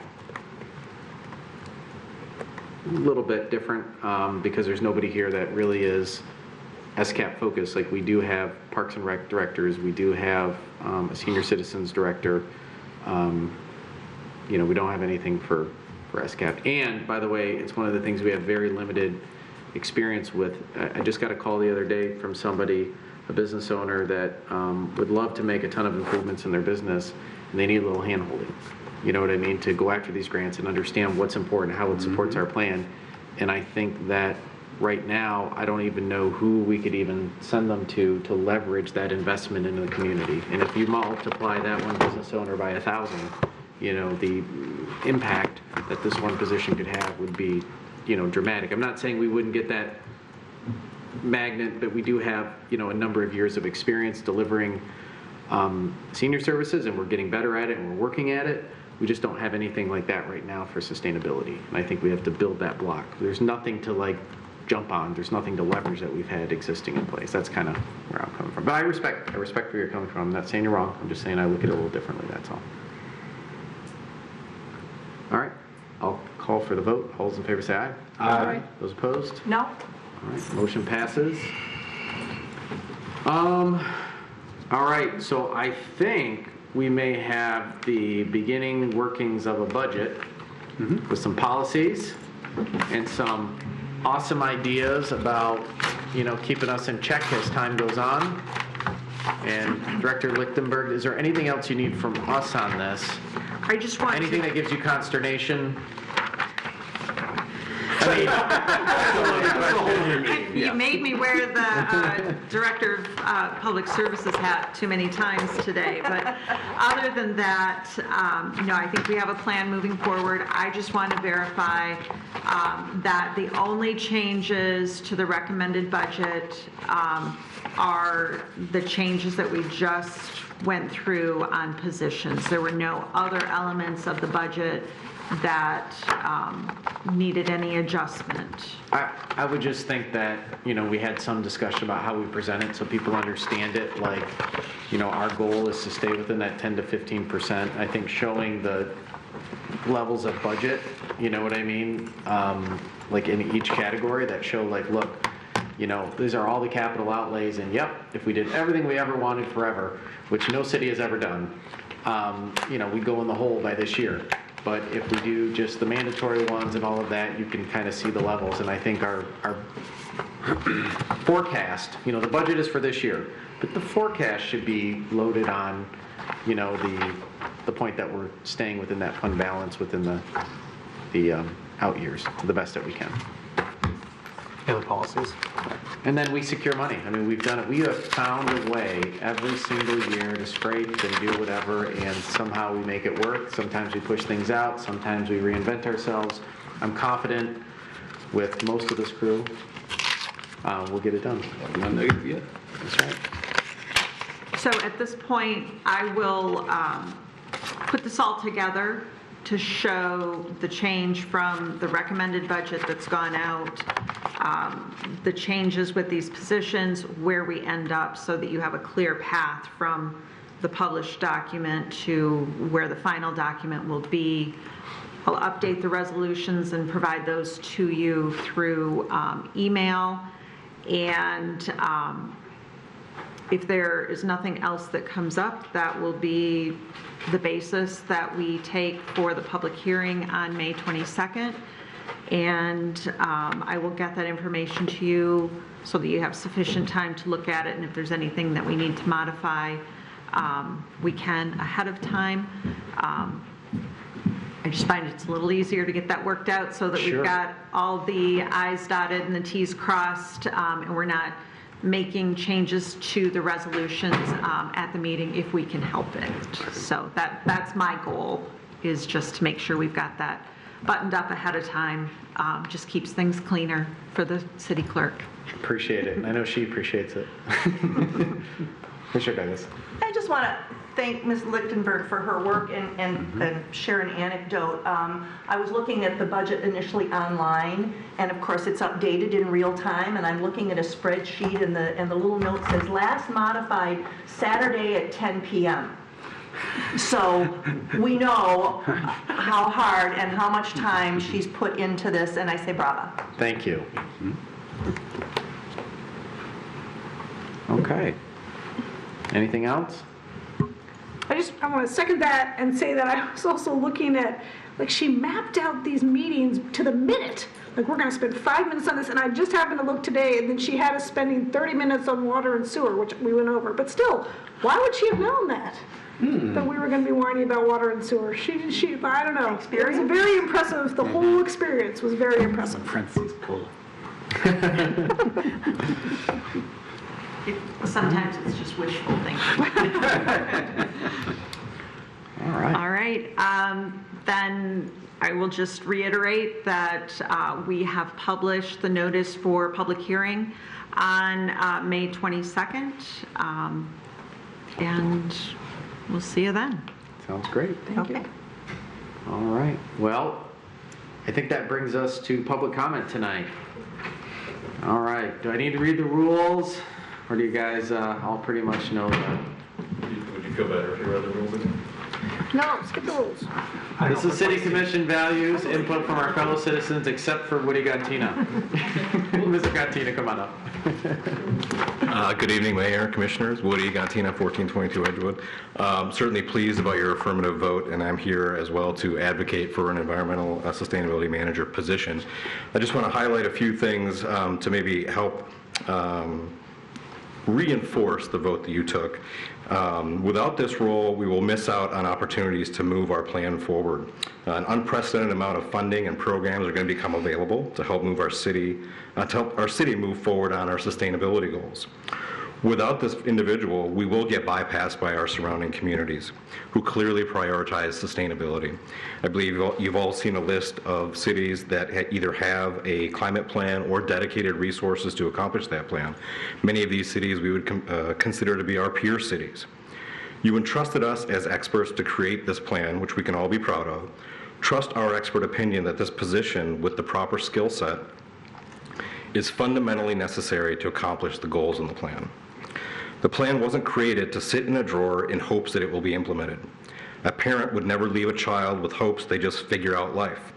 Both require focused attention, guidance, and a nurturing vigilance in order to be successful.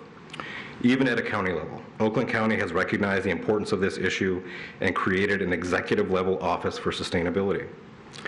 As an advisory board with little ability to direct administrative staff, we're happy to use our expertise to help write the job description. The Environmental Advisory Board volunteers have accomplished a tremendous amount while balancing other priorities of families and careers. Without the proper support from the city, you will lose this expertise, and the SCAP goals will languish and flounder. So to sum it up, the SCAP simply will not succeed without an environmental sustainability manager position. Thank you. Thank you, Mr. Grantina. Great suggestions.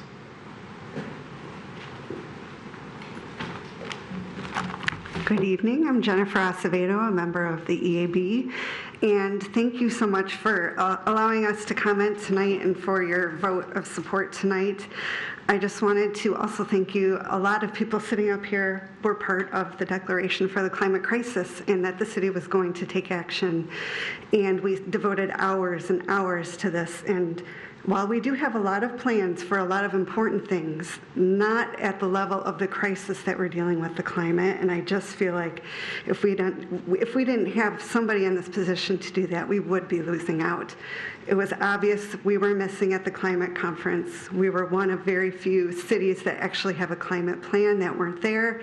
They were talking about ways to implement the plan to leverage resources, and we missed out. So I just feel that the steps that we are taking today are going to be very helpful. We're in this time now where we have leaders in our legislature that are going to be passing bills that are going to be maybe actually help us push some things forward. We actually have a good budget that's going to be putting a lot of money towards this at the state level. And I'll admit, I sit at a unique position. I work for the state. I help plan the climate conference. So I sit at this level where I see, oh my gosh, Royal Oak's going to miss out if we do not do this.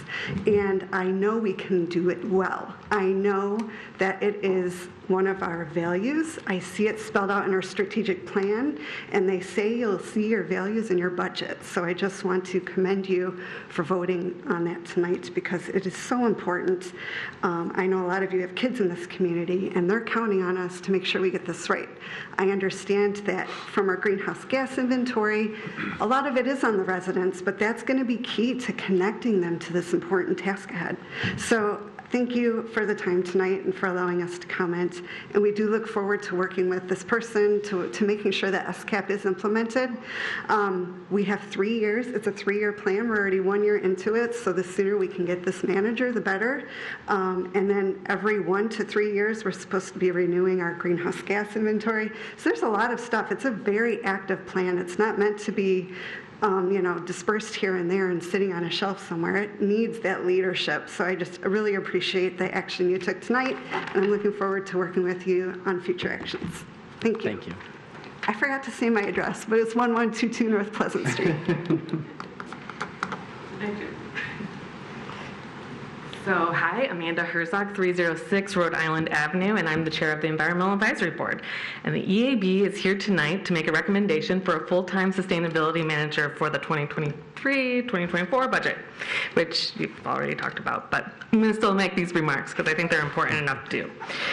We didn't make this recommendation lightly. Every member on the board is an expert in their field of sustainability. I have a PhD in environmental engineering, and we're making this recommendation because of what we are seeing in our own professions and where Royal Oak is missing the mark. This has been my personal experience. Royal Oak isn't present at important meetings, building relationships to leverage resources across municipalities, missing out on historic funding. A consultant wouldn't be able to address these issues. A person with a technical background is really important to evaluate metrics and to have a strategy. The city passed a climate emergency resolution and had the goal of reducing 40% of the carbon by 2030. That takes a technical expertise in understanding and helping us understand if we're making any progress as a city. So it's more than just one-off projects. It's like webbing this thought process and being innovative. So in addition to the other priorities that the board has, like Earth Day, fugitive dust, sorry, hold on, let me back up. So as chair, I'm presented multiple opportunities like funding and programs and advocating with other groups, but as chair, I can't run all of these things down, and I can't push them through the city. I don't have the time, in addition to the other priorities that the board has taken on, like Earth Day and the Fugitive Dust Ordinance and Solarize Royal Oak and the Community Garden. And this is in addition to my professional responsibilities and my family responsibilities. And I know that a lot of our board feels the same way. But we are at this inflection point where we can ignore environmental sustainability, but we will be forced to address it much later on at the risk of our community and public health, especially the most vulnerable members of our population, like our seniors. And to be on the so we should be on the offense and get ahead of this and to prioritize health and safety for all of our residents. And so it is vital that we have a sustainability manager that can oversee these things and push them forward. Thanks. Thank you so much. Anybody else? No? Alrighty, I'll close public comment. Great public comment, one of the best ones we've had in a long time. Probably a record for a budget meeting. That could be, without a doubt. High quantity. Yeah, high quantity. There you go. No, very good points, and, personally, I can't say I disagree with any of them, so we're so blessed to have an EAB that's full of skilled people that, have technical backgrounds, professional backgrounds that really not just bring their heart to the table, but their brains, and that's a big deal for our city, so thank you. All right, unless Commissioner Colo wants to talk about anything else related to water or composting, I'll entertain a motion to adjourn. I can go on all night, so just give me the floor and I'll do it. Wow. Motion to adjourn. We're going to have a motion to adjourn. Is there a second? Second. Second by Commissioner Douglas. Discussion? Want to talk about that water tower again? Oh, gosh. What if we put a solar panel on top of it? All right, I'll call for a vote. All those in favor say aye. Aye. Those opposed? Motion passes. Adjourned. All right, good. Touch my mouse tonight.